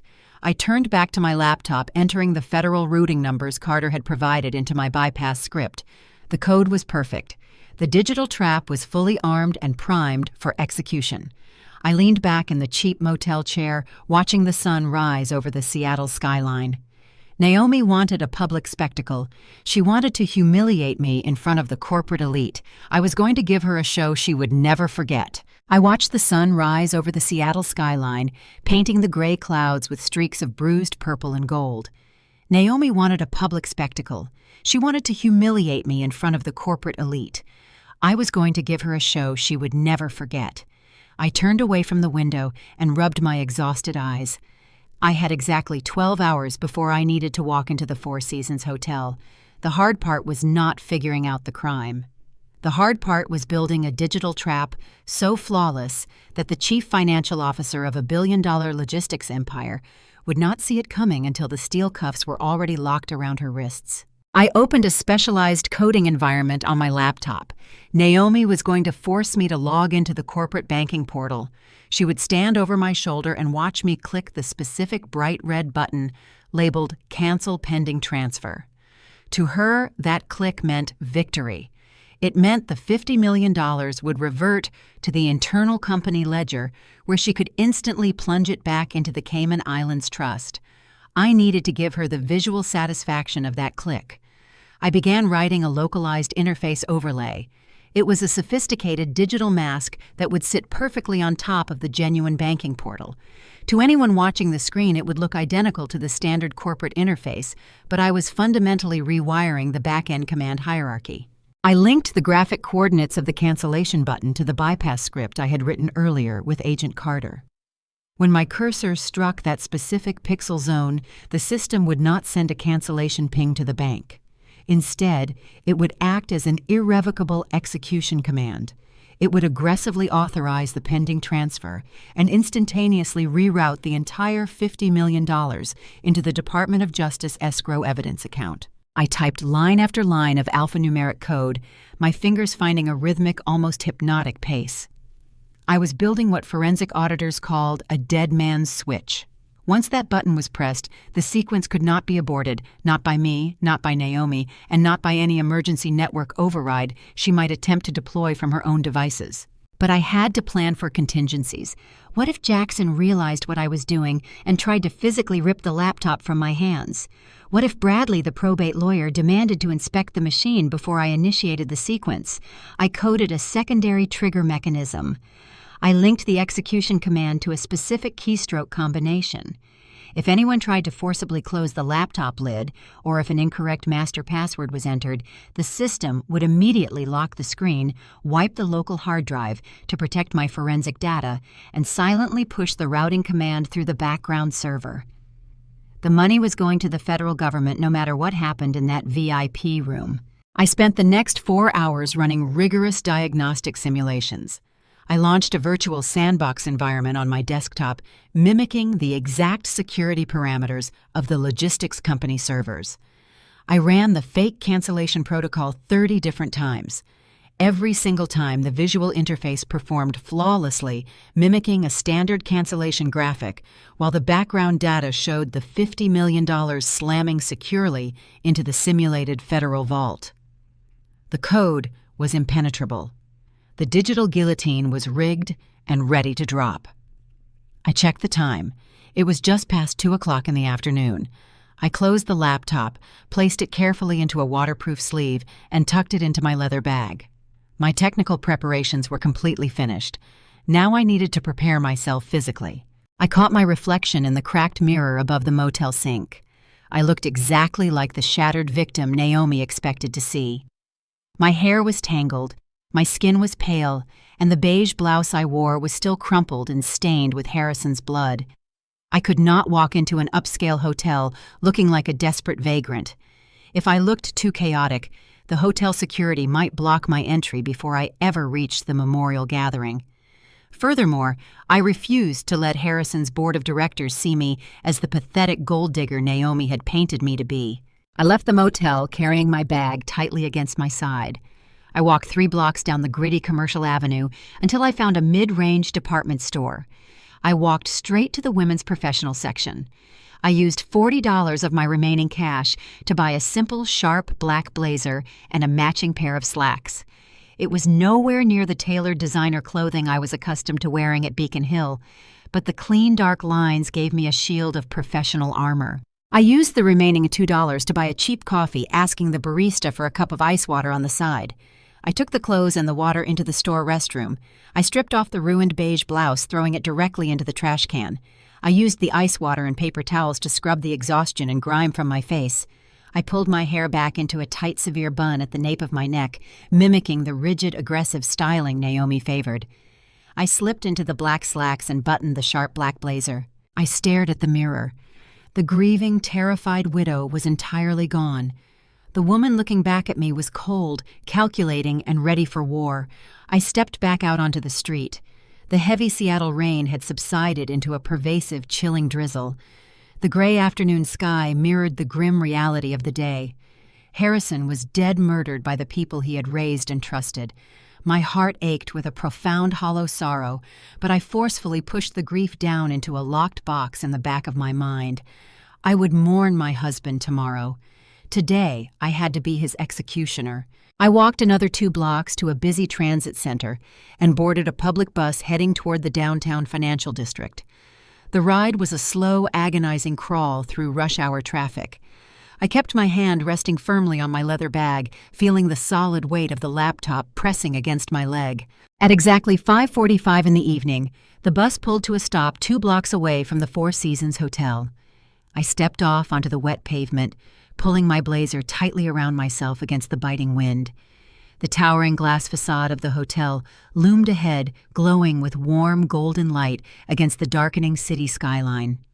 I walked toward the grand entrance, my posture impeccably straight. My heels clicked a steady, rhythmic cadence against the concrete. I approached the heavy brass doors of the hotel lobby. I was walking directly into the lion's den, completely unarmed except for a laptop and a brilliant piece of code. I took one final, steadying breath and pushed the doors open. The sudden warmth of the Four Seasons lobby washed over me, a sharp contrast to the freezing Seattle rain. The air smelled of expensive lilies, polished mahogany, and old money. The concierge staff murmured in hushed, respectful tones, expertly directing a steady stream of the city corporate elite toward the grand ballroom on the second floor. I blended into the periphery of the crowd, keeping my head perfectly high and my leather bag firmly pressed against my ribs. As I ascended the sweeping marble staircase, the low hum of somber networking grew progressively louder. This was not a genuine memorial service for a beloved father and husband. I knew these people. I knew this world. This was a high-stakes corporate transition of power, expertly wrapped in black velvet and fake tears.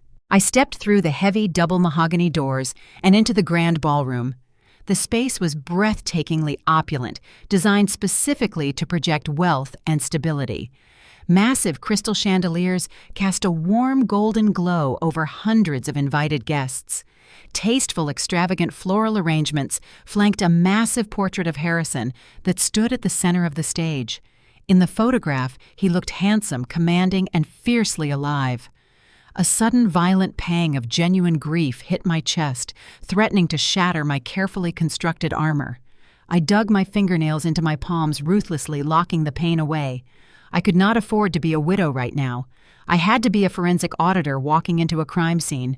I scanned the expansive room. It did not take long to locate my targets. Jackson and Naomi were positioned perfectly near the front of the ballroom, holding court like corporate royalty. They were putting on an absolute masterclass in manipulation and public relations. Jackson wore a bespoke black morning suit, holding a crystal tumbler of scotch. He was currently speaking to the company chief operations officer, his head bowed respectfully, his free hand resting over his heart in a flawless display of stoic masculine heartbreak. Naomi stood right beside him, exuding quiet power. She wore a somber but stunningly tailored black designer dress that commanded respect. She lightly rubbed Jackson's back as he spoke, projecting the pristine image of a devoted, fiercely protective wife. But I watched her eyes. They were sharp, calculated, and entirely devoid of sorrow. She was rapidly scanning the room, assessing the board members securing their loyalty. She was silently assuring the anxious shareholders that the logistics empire's financial future was entirely safe in her highly capable hands. Then, someone near the entrance noticed me. The shift in the room atmosphere was palpable and immediate. The polite, low murmur of corporate conversation dropped a full octave, replaced by a tense electric silence. Heads turned eyes, narrowed whispers erupted like small brush fires across the ballroom. Jackson's social media broadcast from that morning had clearly reached every single person in this room. They had all watched his tearful, fabricated video accusing me of attempting to steal $50 million from a dying man. A physical path literally cleared in front of me as I walked further into the ballroom. Wives of wealthy executives pulled their husbands away by the arm as I approached, treating me like a walking contagion. People I had graciously hosted for dinner at the Beacon Hill estate just weeks ago actively turned their backs, entirely refusing to make eye contact. I was a pariah. In their eyes, I was the manipulative, gold-digging murderer who had been caught red-handed trying to gut the Harrison estate. I spotted an older man standing near the catering tables. It was a board member who had always praised my business acumen during company galas. I gave him a small, polite nod, seeking just one familiar face of basic human decency. The executive glared at me with absolute undisguised revulsion. He turned on his heel purposefully, turning his back on me, and walked straight over to join Jackson's inner circle. The message was loud and undeniably clear. The board had already chosen their side. I was completely excommunicated. Jackson noticed the sudden commotion rippling through the crowd. He looked across the sea of expensive black suits and locked eyes with me. His gaze was entirely devoid of grief, replaced by a sickening, arrogant triumph. He gave me a microscopic, mocking smirk, raising his scotch glass a fraction of an inch in a silent, sarcastic toast. He was gloating. He was reveling in my absolute public destruction. Naomi did not even bother to look at me. She simply checked her diamond-encrusted watch, subtly signaling that our scheduled deadline was rapidly approaching. They were deliberately letting the crowd isolate and humiliate me, softening me up for the final slaughter. They wanted me feeling small-hated and utterly desperate to comply with their demands. They wanted me to walk into that private VIP room completely broken, eager to sign away my rights just to escape the crushing weight of public judgment. The isolation was supposed to crush me. Naomi had engineered this exact scenario, ensuring that every board member, every shareholder, and every family friend viewed me as a toxic pariah before the critical meeting even began. She wanted me starved of allies. She wanted me to feel the crushing weight of the establishment aligned against me, so that when the moment came to sign the non-disclosure agreement, I would surrender without a single word of protest. I walked toward the back of the ballroom, finding a quiet, shadowed corner near the hallway that led to the executive suites. I stood alone, gripping the strap of my leather bag, feeling the solid weight of the laptop resting securely against my hip. Let them stare. Let them whisper their vicious, fabricated rumors. Their contempt meant absolutely nothing to me. In less than 20 minutes, the entire hierarchy of this room was going to burn to the ground. At exactly 6, a burly security guard in a dark suit approached my shadowed corner. He gestured sharply toward the discreet hallway located just behind the main stage. The time had come. I tightened my grip on the leather bag and followed him away from the glaring lights of the ballroom. The heavy ambient noise of the crowd faded instantly as the guard pushed open a thick mahogany door, ushering me into the executive VIP boardroom. The atmosphere inside the room was suffocatingly tense-heavy with the silent judgment of the corporate elite who had gathered to witness my execution. A massive, polished oak conference table dominated the space, surrounded by high-backed leather chairs. The air was thick with the scent of expensive cologne and open hostility. At the far end of the table sat Chairman Thompson, a man who had feasted at my dining table for years, but now refused to even acknowledge my presence. Flanking him were 5 other senior board members of the logistics empire. Their faces were set in identical masks of stone-cold judgment. Bradley, the probate shark, sat adjacent to the chairman. He was meticulously arranging a terrifyingly thick stack of legal documents. Jackson and Naomi stood near the floor-to-ceiling windows overlooking the rain-slicked city. Naomi looked utterly radiant in her victory. She uncrossed her arms and walked slowly toward the head of the table, pulling out a chair with a deliberate, commanding scrape against the hardwood floor. "Take a seat, Lauren," Naomi instructed, gesturing to a solitary chair positioned at the opposite end of the long table. It was an interrogation setup designed perfectly to make me feel small, isolated, and entirely overpowered by the corporate machinery arrayed against me. I walked forward, my heels sinking into the plush carpet, and took the seat. I kept my head slightly bowed, maintaining the illusion of a broken, defeated woman. I placed my leather bag on the floor next to my ankle and rested my hands on my lap. I forced them to tremble just a fraction. "Let us dispense with the pleasantries," Chairman Thompson began, his voice gravelly and devoid of any warmth. "The board has been fully briefed on the situation by our chief financial officer. We are aware of your unauthorized attempt to wire $50 million of corporate capital to a hidden offshore account while our founder was drawing his final breaths. The sheer audacity of your actions has put this entire company at risk." I looked up, letting a manufactured look of panic wash over my face. "I was just following his instructions," I pleaded, my voice cracking perfectly. "Harrison told me to move it. He said he needed to protect the funds." Jackson let out a harsh, echoing laugh that bounced off the mahogany-paneled walls. "Protect the funds from whom, Lauren, the people actually running his company. You manipulated a dying man whose brain was literally bleeding out. You are lucky we are allowing you to walk out of this hotel rather than having you escorted out in handcuffs by the local police." Bradley tapped his expensive fountain pen against the stack of papers. "The narrative is irrelevant right now. What matters is the strict execution of this settlement. Mrs. Lauren, I have prepared the final non-disclosure agreements and the complete waiver of your inheritance rights.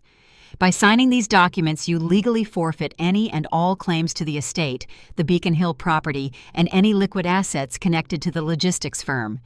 In exchange, the board agrees to withhold the criminal fraud charges and release a $1 million cashier's check to you immediately." He slid the massive stack of papers down the length of the polished table. They stopped right in front of me. The blank signature line glared up at me. Naomi leaned forward, resting her elbows on the table. Her dark eyes bored into me, stripping away any remaining pretense of civility. "The papers are secondary, Lauren. The priority is the wire transfer. You will open your laptop right now. You will log into the secure corporate portal using the localized network we have provided. You will cancel the pending $50 million transaction, routing the funds directly back to the master corporate ledger where they belong. Only after that money is confirmed secure will you receive your settlement check." I looked at the board members. None of them flinched at Naomi dictating terms like a mob boss. They were so blinded by their greed and their desire to protect the company's stock price that they blindly trusted their chief financial officer. They had absolutely no idea they were aiding and abetting a murderer. "What if I just walk away?" I whimpered, shrinking back into my chair. "What if I just leave the money alone and let the probate court handle it?" Naomi stood up, placing her hands flat on the oak table. "If you walk out that door without canceling the transfer, I will authorize Bradley to file the amended toxicology reports. I will personally hand the police the forged statements from the household staff claiming you abused Harrison. You will not make it past the hotel lobby before they arrest you for murder. You have zero leverage, Lauren. Open the laptop." I let a single heavy tear spill over my eyelashes and roll down my cheek. I sniffled, reaching down to unzip my leather bag. I slowly pulled out the encrypted laptop, placing it gently onto the table. Bradley pulled a secondary monitor from a briefcase and connected a visual mirroring cable to the side of my machine. "The board requires visual confirmation of the cancellation," he explained coldly. "We will watch you execute the command on this screen." I nodded meekly, keeping my eyes fixed on my keyboard. I hit the power button. The screen glowed to life.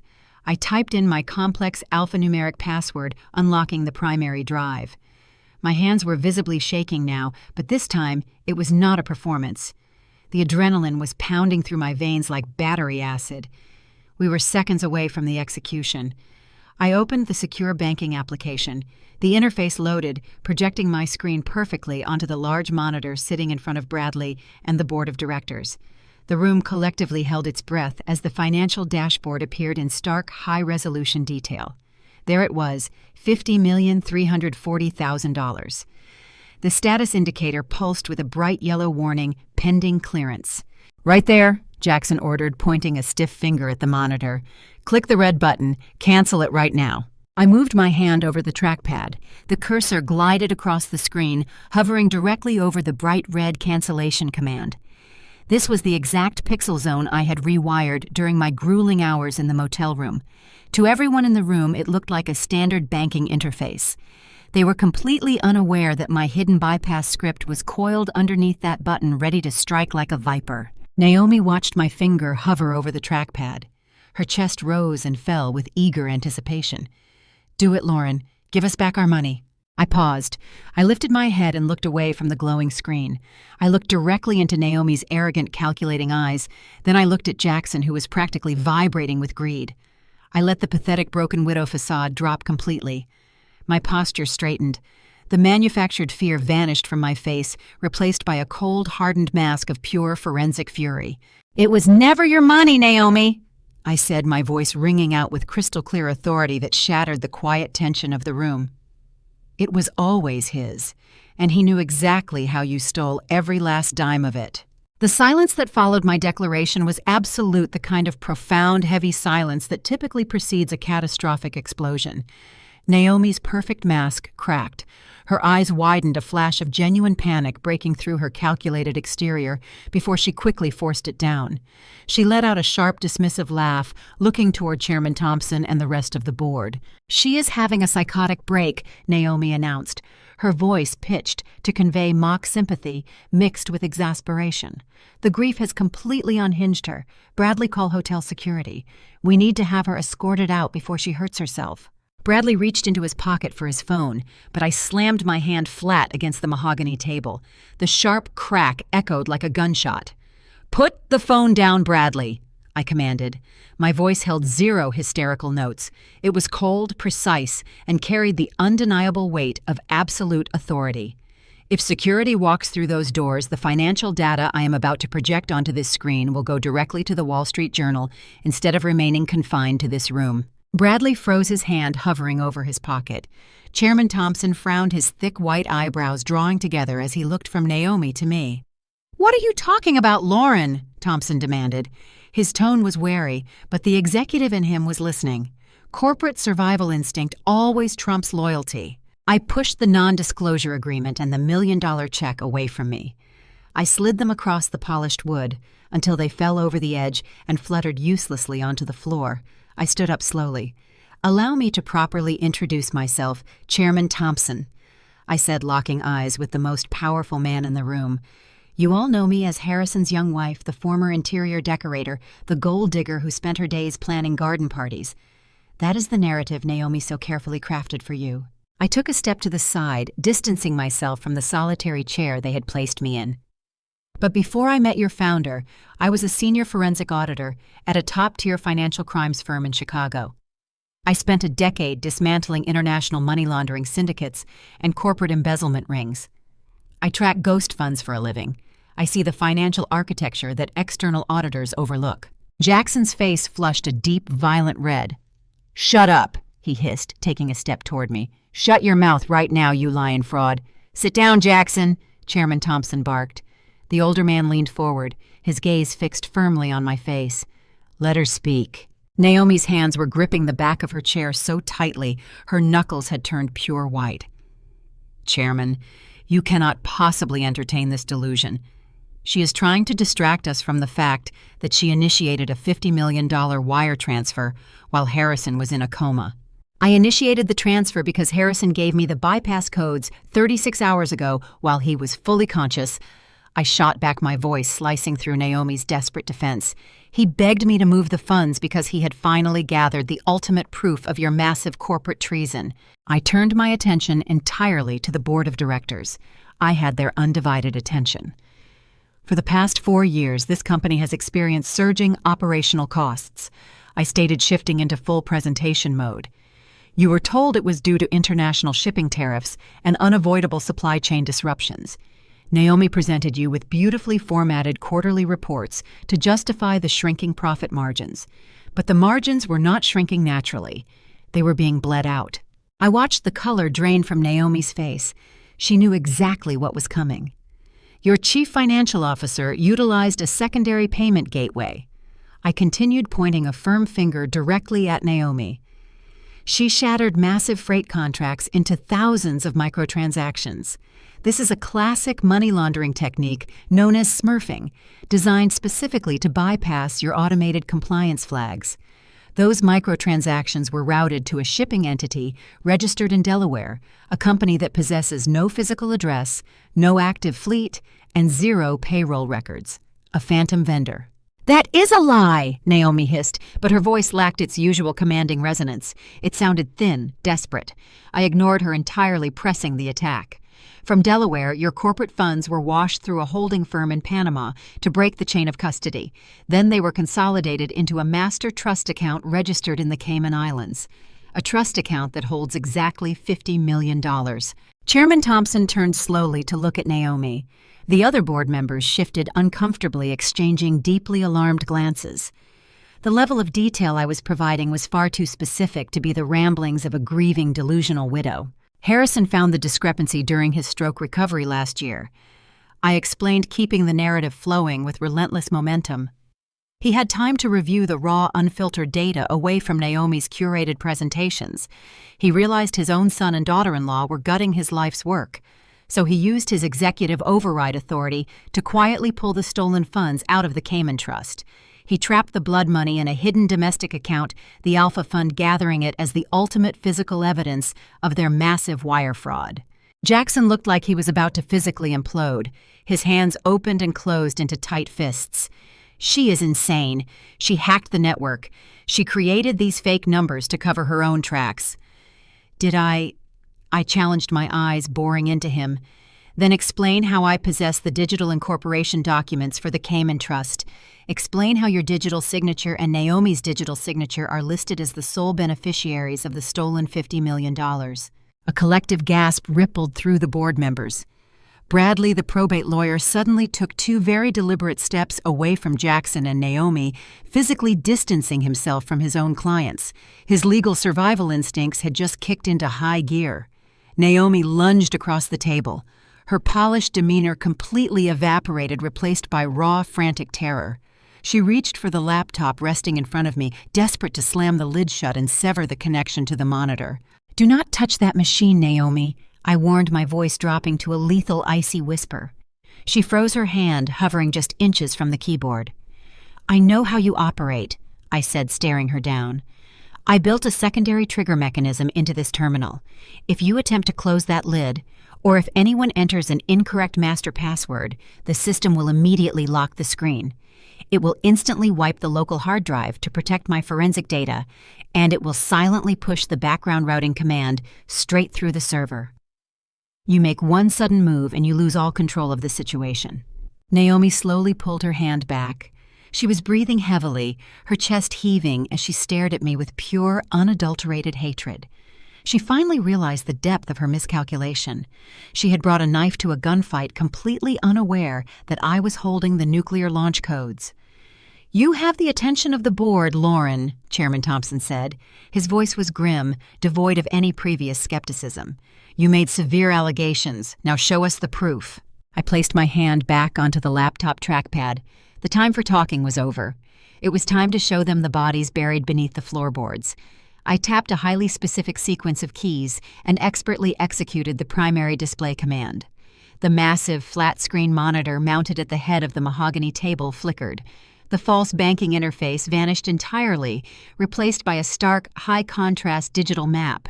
It was a sprawling, interconnected web of data points, glowing with raw financial truth. I stood up and moved toward the screen, abandoning my position at the far end of the table. I commanded the room now. "Let us begin with the third quarter of last year," I stated, pointing to a cluster of red data nodes on the left side of the screen. "Our international freight division secured a massive logistics contract with European distributors. According to the internal ledgers presented by your chief financial officer, the operational costs for that specific quarter skyrocketed by 12%. Naomi blamed unexpected port tariffs and fuel surcharges. But if we pull the actual vendor invoices, the truth emerges." I clicked my wireless mouse. A series of scanned documents populated the monitor. You will notice thousands of micro-invoices billed to an entity named Apex Horizon Freight. These invoices average just under $10,000 each. By keeping the individual amounts low, Naomi ensured they bypassed the automated secondary review protocols required for large vendor payouts.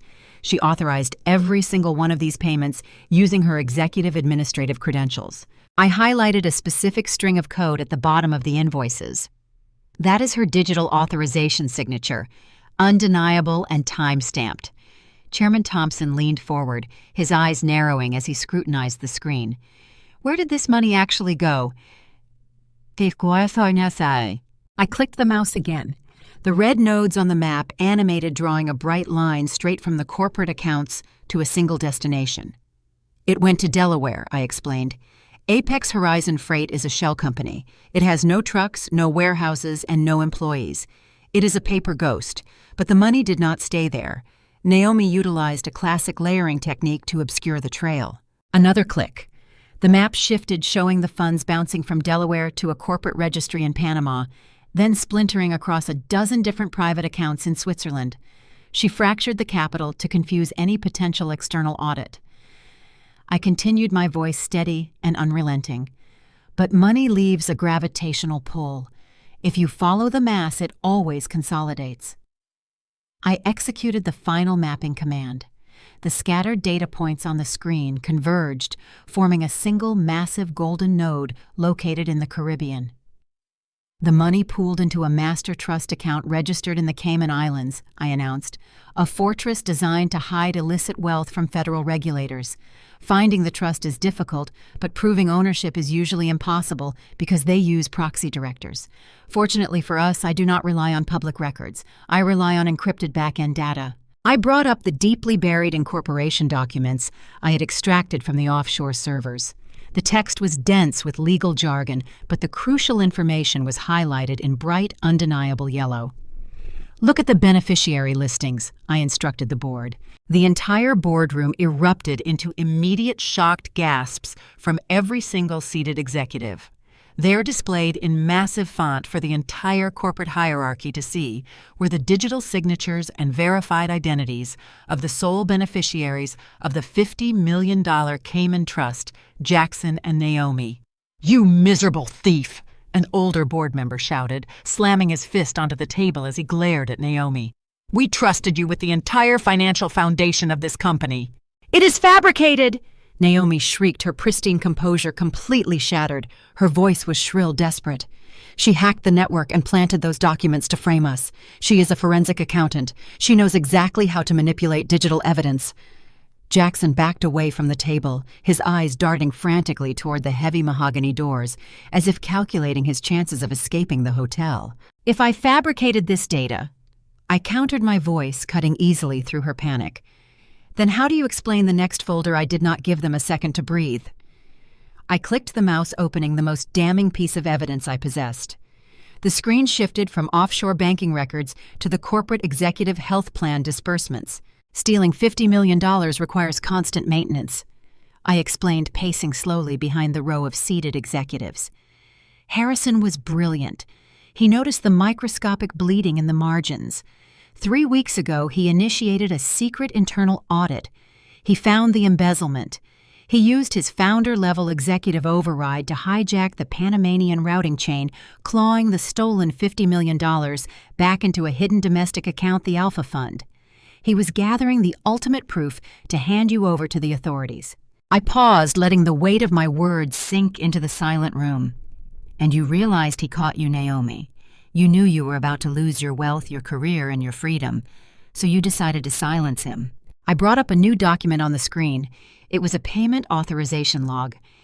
18 days ago, Naomi forced Harrison to switch his primary care to a highly exclusive concierge physician named Dr. Eris Thorne. She paid his exorbitant retainer using the corporate executive health plan. But if we dig into the secondary ledgers, a completely different story unfolds.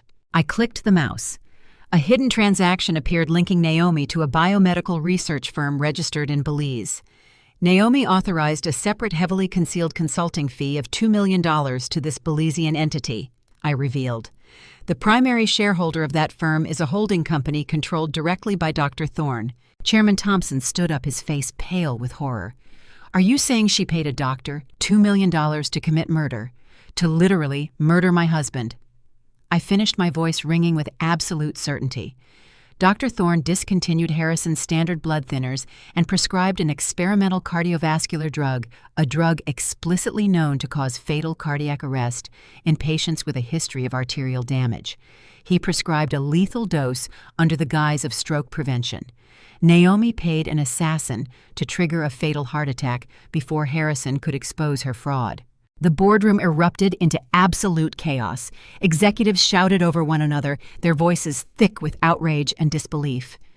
Bradley, the probate lawyer, was frantically stuffing his legal documents back into his briefcase, desperate to flee the room and sever all ties with his clients. Jackson grabbed Naomi tightly by the arm, his face completely twisted in sheer terror. "We need to leave this hotel building, right now." Naomi ripped her arm away from his grasp. She lunged forward, her eyes wild with a cornered, feral desperation. She stared at the laptop resting on the table, realizing that the only way to save herself was to destroy the machine broadcasting her crimes.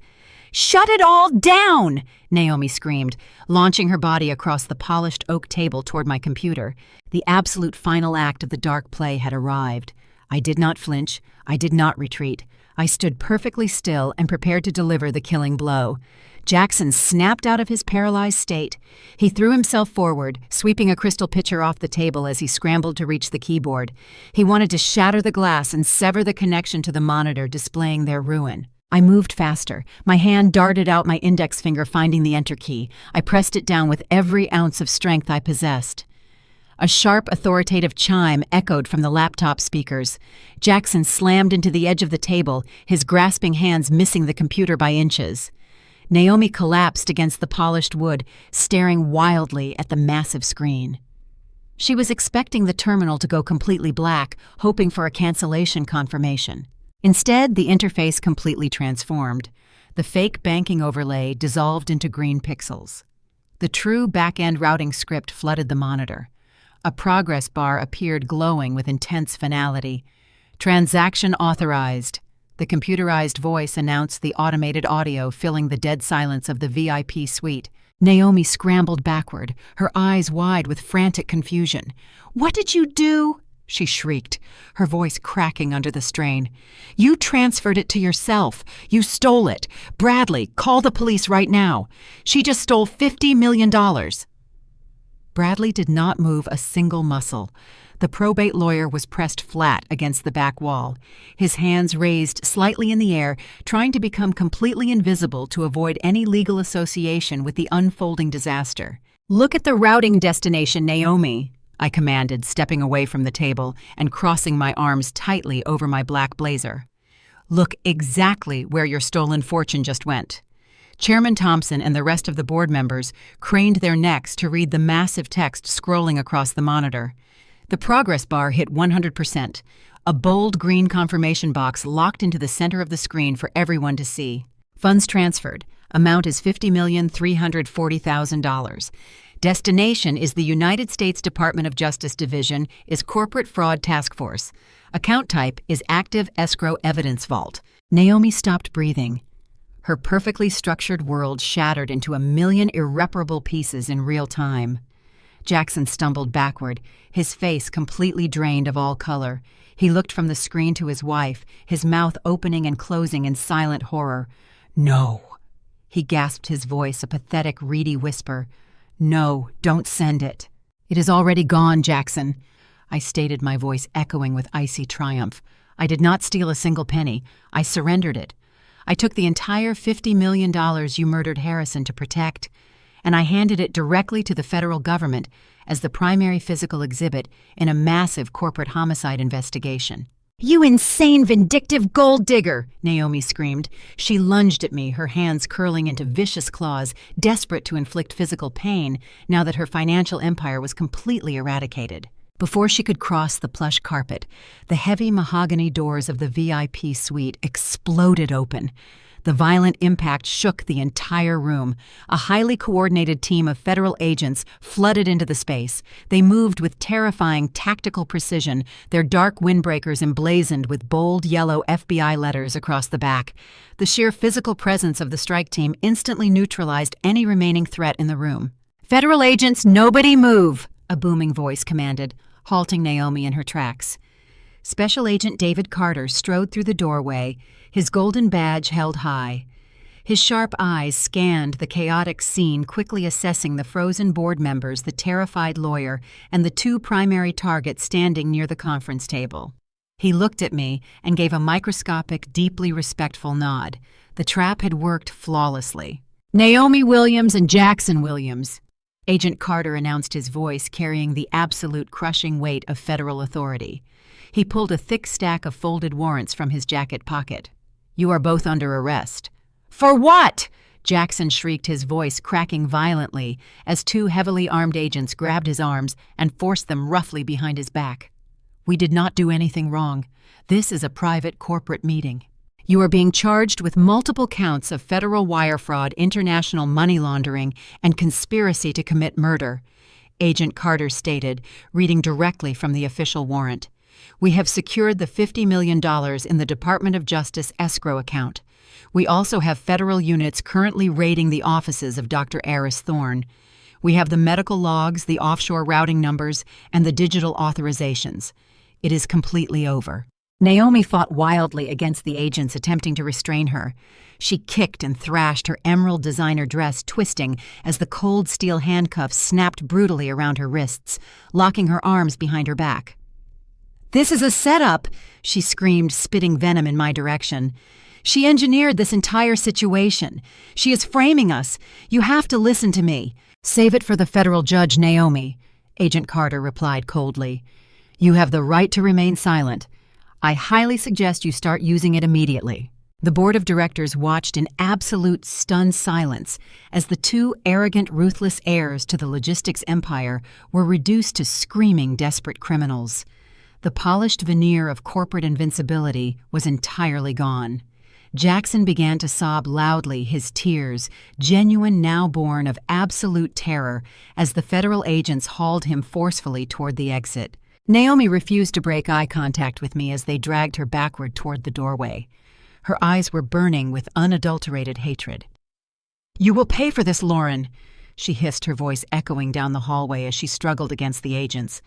"I will destroy you." I stood my ground, my posture perfectly straight, my hands steady. I looked at the woman who had murdered my husband and smiled a cold, victorious smile. "You already tried, Naomi," I said softly, "and you failed."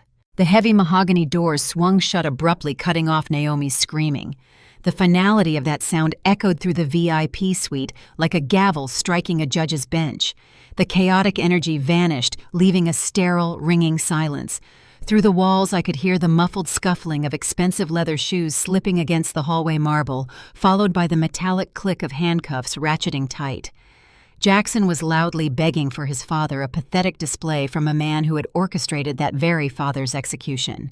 Inside the boardroom, nobody moved. The logistics executives were entirely frozen in their high-backed chairs.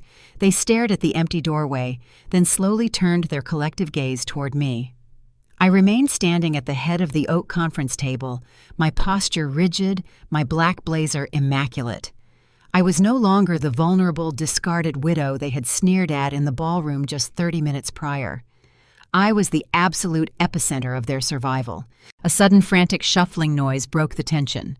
Bradley, the ruthless probate shark who had gleefully presented my eviction notice hours after my husband died, was attempting a desperate tactical retreat. His hands shook violently as he jammed his forged legal documents into his designer briefcase. He kept his eyes fixed on the floor, hoping to slip out the side exit before the federal agents returned. "Going somewhere, Bradley?" I asked. My voice was pitched low, but it commanded the room effortlessly. Bradley froze. He slowly straightened his posture, attempting to summon his arrogant courtroom persona. "I am asserting attorney-client privilege," he stammered. "My clients have been detained. I must go to the federal courthouse to arrange their bail hearings." "You are not going to a bail hearing, Bradley," Agent Carter announced, stepping back into the VIP suite. The federal investigator locked his eyes onto the trembling lawyer. "You are going to need your own legal representation." "I am a licensed attorney," Bradley protested, panic overriding his polished exterior. "I simply drafted an emergency injunction based on financial data provided by the chief financial officer. I had no knowledge of any corporate embezzlement or medical foul play. Ignorance is a terrible defense when your signature is on the perjury," I countered, stepping toward him. "You woke up a Superior Court judge at 2 o'clock in the morning. You filed a sworn affidavit claiming I posed an immediate flight risk. You drafted a legal fiction to unlawfully evict a legal spouse from her marital home, bypassing standard probate notification periods." "I was operating on the sworn testimony of the household staff," Bradley argued weakly. "Testimony that Naomi paid for using corporate accounts," Agent Carter interjected. We cross-referenced the bank records Lauren provided. Naomi wired $50,000 to the estate manager just 2 days before Harrison died. It was a direct bribe to secure false witness statements. As the executing attorney, you failed to perform a basic fiduciary review. My legal duty was to the primary beneficiary of the trust. "Your legal duty was to the law," I snapped.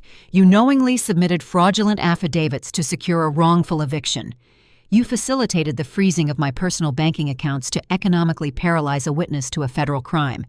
That is criminal conspiracy." Agent Carter gestured to a pair of tactical agents waiting in the corridor. "Robert Bradley, you are being detained for questioning regarding the submission of fraudulent legal documents. You are also a person of interest in a federal wire fraud conspiracy." "No, you cannot do this," Bradley protested, panic overriding his polished exterior. "I am a partner at my firm. I did not know about the murder, I swear."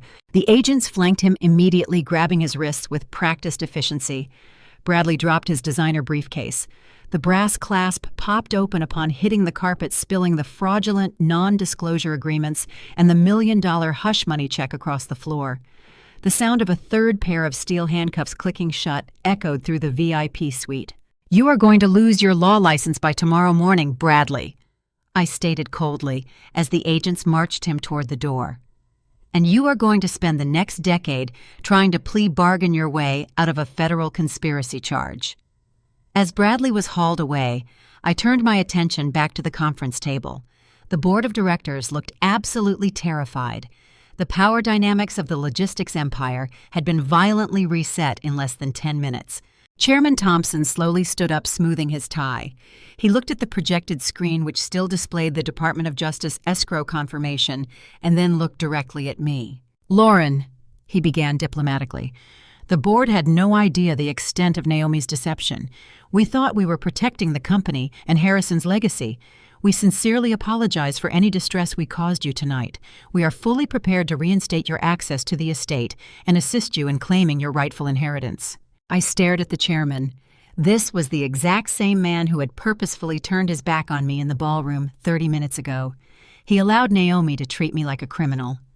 His sudden apology was motivated entirely by the terrifying realization that I held the digital evidence that could easily implicate the entire executive board in massive corporate negligence. They had failed their fiduciary duties, allowing $50 million to bleed out under their noses. "Your apologies mean absolutely nothing to me, Chairman," I replied, my voice slicing through his pathetic attempt at diplomacy. "You did not protect Harrison's legacy. You protected your stock options. You blindly trusted a murderer because she kept your quarterly dividends high, and you threw me to the wolves because it was the most convenient solution to your public relations problem." Thompson swallowed hard, flushing with unmistakable shame. The other executives kept their eyes glued to the polished oak table. Agent Carter stepped up beside me. "The Department of Justice will be conducting a full, unredacted audit of this entire corporation starting tomorrow morning," Carter announced to the room. Every financial decision made by this board over the past 4 years will be scrutinized by federal investigators. Nobody leaves the city. The executive suite felt like a tomb. The elite corporate titans were completely trapped, stripped of their power, and facing the absolute destruction of their professional lives. I reached down, grabbed my encrypted laptop, and slid it safely into my leather bag. I had executed my husband's final request flawlessly. The blood money was secured in a federal vault, the murderers were in custody, and the corrupt enablers were facing their own brutal reckoning. I turned my back on the board of directors and walked out of the room. The heavy mahogany doors clicked shut behind me, sealing the fate of the executives trapped inside with Agent Carter. I walked down the carpeted hallway, feeling the adrenaline slowly recede, replaced by a profound, crystal-clear sense of purpose. I was no longer a victim. I was a survivor who had just detonated a federal explosive under the people who murdered my husband. I stepped back into the grand ballroom. The atmosphere had completely inverted. The string quartet had stopped playing. The low murmur of corporate networking had shattered into a frantic, chaotic buzz. Security guards were stationed at the main exits, and federal agents in windbreakers were directing guests toward the lobby. Word of the dramatic arrests had already rippled through the crowd of hundreds. Everyone knew that Jackson and Naomi had been hauled out in handcuffs, and everyone knew I was the one who orchestrated it. As I walked across the room, the same people who had physically turned their backs on me just an hour ago now stared at me with wide, terrified eyes. The crowd parted from me out of absolute fear. They looked at me as if I possessed the power to destroy their lives with a single keystroke. And considering what I had just done to the chief financial officer, they were absolutely right. Before I could reach the grand marble staircase, a group of Harrison's extended relatives intercepted me. These were the aunts, uncles, and cousins who had eagerly consumed Jackson's vicious social media video. They had spent the entire evening treating me like a parasitic disease, refusing to offer a single word of condolence for the man I loved. Aunt Beatrice Harrison's older sister stepped forward. Her previously haughty expression had completely melted into a mask of desperate performative affection. She reached out her hands, fluttering as if she wanted to embrace me. "Lauren, my goodness!" Beatrice gasped, her voice dripping with artificial warmth. "We are completely in shock. We had absolutely no idea what Jackson and Naomi were doing behind our backs. It is simply horrifying. You must be so traumatized by this entire ordeal." I stopped walking. I did not step back, but I did not allow her to touch me. I simply stared at her outstretched hands until she awkwardly lowered them to her sides. Cousin Gregory, a man who had aggressively lobbied Harrison for investment capital for years, quickly flanked his mother. "Lauren, you have to forgive us," Gregory pleaded, shifting his weight nervously. "Jackson fed us a terrible narrative. He manipulated the entire family into believing you were taking advantage of Harrison. We were just trying to protect my uncle's legacy. You know how much we love you. We are family after all." "Family," I repeated. The word tasted incredibly sour. "Yes, of course," Beatrice chimed in, stepping closer. "We need to stick together right now. The press is going to have a field day with these arrests. We should coordinate a unified public front. Why do you not come back to our estate in Bellevue tonight? We can pour some wine, process this terrible betrayal together, and figure out how to manage the media fallout." I looked at the group of relatives surrounding me. I saw right through their panicked, greedy calculations. They knew the $50 million had been intercepted by the federal government, but they also knew that with Jackson and Naomi heading to prison, I was now the undisputed sole heir to the remainder of Harrison's vast logistics fortune. The very people who had gleefully watched me be evicted into the freezing rain were now terrified they were about to be cut out of the billionaire's will. They wanted access to my wealth, and they were willing to use cheap flattery to secure it. "You do not love me, Beatrice." I stated, my voice echoing with a cold, absolute detachment that made her flinch. "You tolerated me because Harrison forced you to, and the second he died, you happily joined the mob trying to destroy me." "Lauren, please, that is not true," Gregory stammered, raising his hands defensively. "We were victims of Jackson's lies, too." "You were not victims," I corrected sharply. "You were volunteers. When Jackson posted that defamatory video this morning, you did not call me to ask for my side of the story. You did not offer me a place to sleep when I was illegally thrown out of my home. You hit the share button. You gossiped with your country club friends. You watched me walk into this ballroom tonight and treated me like a criminal. You chose your side because you thought Jackson held the keys to the corporate vault. Beatrice's face flushed a deep, embarrassed red. We were confused. We were grieving. You were greedy, I countered. I took a step forward, forcing Beatrice and Gregory to physically retreat.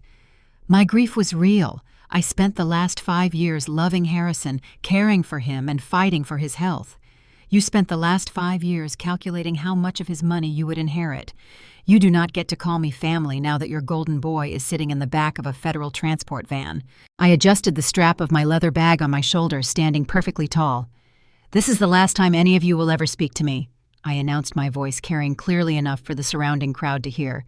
I am establishing absolute no contact with this entire side of the family. If you call my phone, it will be blocked.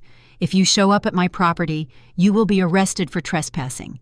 If you attempt to communicate with me through any channel, my legal team will file immediate harassment charges.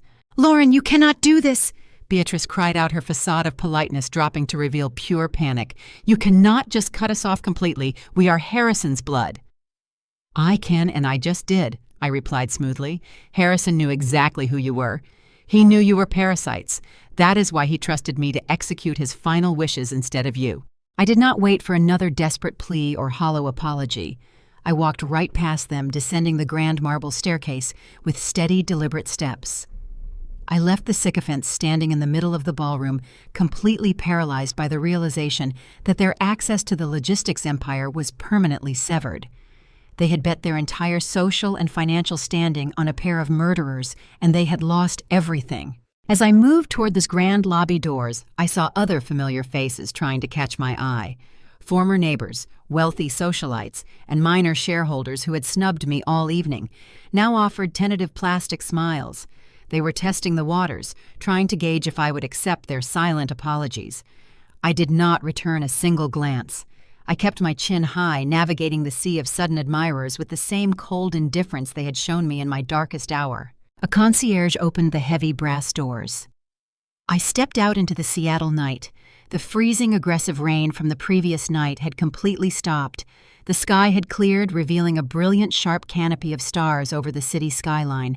The crisp, clean air filled my lungs, washing away the suffocating scent of the hotel ballroom. I walked down the quiet, wet pavement. My phone buzzed in my pocket. It was a secure text message from Agent Carter, confirming that Naomi and Jackson were officially booked into federal holding, and the escrow transfer was fully verified. The nightmare was truly over. I felt no sudden euphoria. Healing does not happen instantaneously. I had a massive gaping hole in my heart where my husband used to be, and I knew the grief would hit me in terrifying waves over the coming weeks. But as I hailed a cab to take me to a safe, comfortable hotel, I felt an undeniable sense of peace. I had faced the most toxic, manipulative forces in my life, and I had absolutely crushed them. I settled into the back seat of the cab, resting my head against the cool glass. The city lights blurred past, painting the dark interior with flashes of gold and white. I was totally exhausted, yet completely reborn. The war was decisively finished. Now my real journey was finally beginning. The morning after the hotel confrontation broke across national news networks. The spectacular downfall of the logistics empire heirs dominated the financial press. But while the media feasted on the scandalous arrests of Jackson and Naomi, my focus shifted entirely to a much quieter, far more methodical battlefield. I had to navigate the probate courts of Massachusetts to reclaim the clean, legitimate inheritance Harrison had actually intended for me. The emergency injunction Naomi had forged was still technically on the books, effectively locking me out of the Beacon Hill estate and my marital assets. I needed to legally dismantle it and wipe the public slate completely clean. I hired Eleanor Vance, a heavyweight probate litigator renowned for her absolute intolerance of corporate bullying. Unlike Bradley, Eleanor was a legal surgeon. We walked into the Suffolk County Courthouse exactly 3 weeks later. The air inside the courtroom felt heavy with procedural anticipation. The media was barred from entry, leaving only the dull echo of polished mahogany and the stern presence of Judge Harmon. This was the same judge Bradley had woken up at 2 o'clock in the morning to sign the fraudulent eviction order. Judge Harmon was furious, utterly humiliated that his court had been weaponized to facilitate a federal conspiracy. Eleanor presented our case with terrifying precision. She laid out the forensic timeline I had compiled in that freezing motel room. She provided the sworn affidavits from Agent Carter, confirming that the $50 million wire transfer was a secure evidence deposit requested by the Department of Justice, not an act of theft by a desperate widow. Furthermore, Eleanor introduced the actual legally binding will Harrison had drafted and notarized 2 years prior. It was a pristine document, untouched by Naomi's tampering. The will clearly stipulated that the Beacon Hill estate, the primary checking accounts, and a substantial clean stock portfolio were left entirely to me. The opposing counsel, a frantic junior partner assigned to represent the now incarcerated Jackson, offered practically no resistance. Their entire legal strategy had evaporated the second Naomi was indicted for wire fraud. They attempted a pathetic plea for a delayed settlement, arguing that the logistics company assets needed to be separated from the personal estate. Eleanor shut them down instantly, citing the ironclad prenuptial protections Harrison had put in place specifically to shield my assets from corporate liability. Judge Harmon did not hesitate. He struck down the ex parte injunction with extreme prejudice. He formally reinstated my full access to all marital accounts and officially recognized me as the sole legitimate executor of Harrison's personal estate. The gavel slammed down, echoing through the empty gallery. In less than 45 minutes, the legal nightmare was entirely eradicated. I walked out of the courthouse with my head held high, holding the certified court orders that proved my absolute innocence to the world. My first destination was not a celebration dinner. It was Beacon Hill. I directed my private driver to navigate the familiar winding streets toward the mansion. The iron gates parted smoothly as the new security team I had hired recognized my vehicle. I stepped out onto the cobblestone driveway. The manicured lawns and the blooming hydrangeas Harrison and I had planted together looked exactly the same, but the energy of the property had completely changed. It was no longer a crime scene. It was a reclaimed sanctuary. I unlocked the heavy wooden front door using a brand new set of brass keys. The grand foyer was silent, bathed in the soft afternoon sunlight, streaming through the stained glass windows. The household staff, the same employees who had accepted Naomi's bribes to sign false affidavits against me, had already been permanently dismissed and replaced. The house felt incredibly clean, completely purged of the toxic sycophants who had hovered around Harrison in his final days. I walked slowly through the expansive rooms. I trailed my hand along the polished banister, feeling a profound sense of ownership. I was not a guest here. I was not a gold digger, occupying a space I did not earn. I had fought a brutal war against ruthless corporate predators to protect this home and the memory of the man who bought it. I stepped into the private dining room. The floor where Harrison had collapsed was spotless. The painful memory of his final moments rushed back, threatening to steal my breath, but I did not look away. I faced the memory head-on. I had honored his last command. I had protected his legacy from the scavengers. I had secured the evidence that would keep his murderers locked in a federal penitentiary for decades. The clean inheritance sitting in my bank accounts was not blood money. It was the rightful conclusion of a life built on integrity. I moved into the master suite and opened the heavy velvet curtains. The view of the Boston skyline stretched out before me, vast and full of untethered possibility. I had my financial independence completely restored.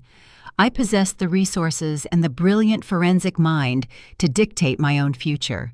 Jackson and Naomi were currently trading their tailored designer suits for standard-issue prison uniforms, while the sycophantic relatives who had snubbed me were begging for relevance in a social circle that had entirely moved on without them. The public narrative had completely flipped. The very media outlets that had eagerly published Jackson's defamatory video were now running extensive profiles on my background. They highlighted my past career as a top-tier forensic accountant, detailing how my unmatched financial expertise had single-handedly exposed a massive corporate homicide conspiracy. I was no longer perceived as the helpless, opportunistic widow. I was universally recognized as a lethal adversary who outsmarted a billion-dollar fraud ring. My reputation was absolutely bulletproof. I sat down at the mahogany desk in the corner of the room. I opened my personal laptop, the very machine that had executed the flawless digital trap. I logged into my newly restored banking portal. The accounts were active, secure, and overflowing with clean, undisputed capital. But looking at the staggering numbers, I knew my work was not entirely finished. Healing from this level of profound betrayal required more than just securing my own comfort. It required action. It required taking the immense power I now wielded and using it to ensure no one else would ever be crushed by the kind of predatory greed that had temporarily destroyed my life. I stared at the screen, my mind already outlining the framework for a new enterprise. The grief would always remain a quiet shadow in my heart, but the fire in my veins was burning brighter than ever. I was ready to build an empire of my own. The very next morning, I contacted Brenda Lawson and instructed her to draft the incorporation documents for a new nonprofit organization. I endowed the project with $10 million from my clean inheritance. I named it the Harrison Shield Foundation. Its mission was highly specific and aggressively executed. We provided elite forensic accountants, ruthless probate litigators, and dedicated private investigators to vulnerable elderly individuals and targeted widows who were actively facing financial exploitation from predatory family members. I knew exactly how terrifying it felt to be stripped of all resources and thrown into the street by greedy relatives wielding forged legal documents. I swore I would never let another woman or elderly person in Massachusetts face that nightmare alone. Within 6 months, the foundation was operating at full capacity. We took on complex cases that standard legal aid clinics simply did not have the financial literacy to prosecute. I personally oversaw the forensic audits. My team dismantled abusive conservatorships, traced stolen retirement funds hidden in offshore cryptocurrency wallets, and dragged arrogant thieving relatives into federal court. Every time we handed a restored bank account back to a weeping grandmother or secured a permanent restraining order for a terrified widow, I felt another fracture in my own grieving heart mend. I was using the very skills that saved my life to become an unbreakable shield for others in desperate need. While my new life flourished, the architects of my misery faced their absolute ruin. The federal trial of Jackson and Naomi concluded swiftly. Agent Carter had built an impenetrable case using the digital roadmap I provided. Faced with the overwhelming evidence from the Department of Justice escrow trap and the Belizean money trail, their high-priced defense attorneys advised them to accept a plea deal.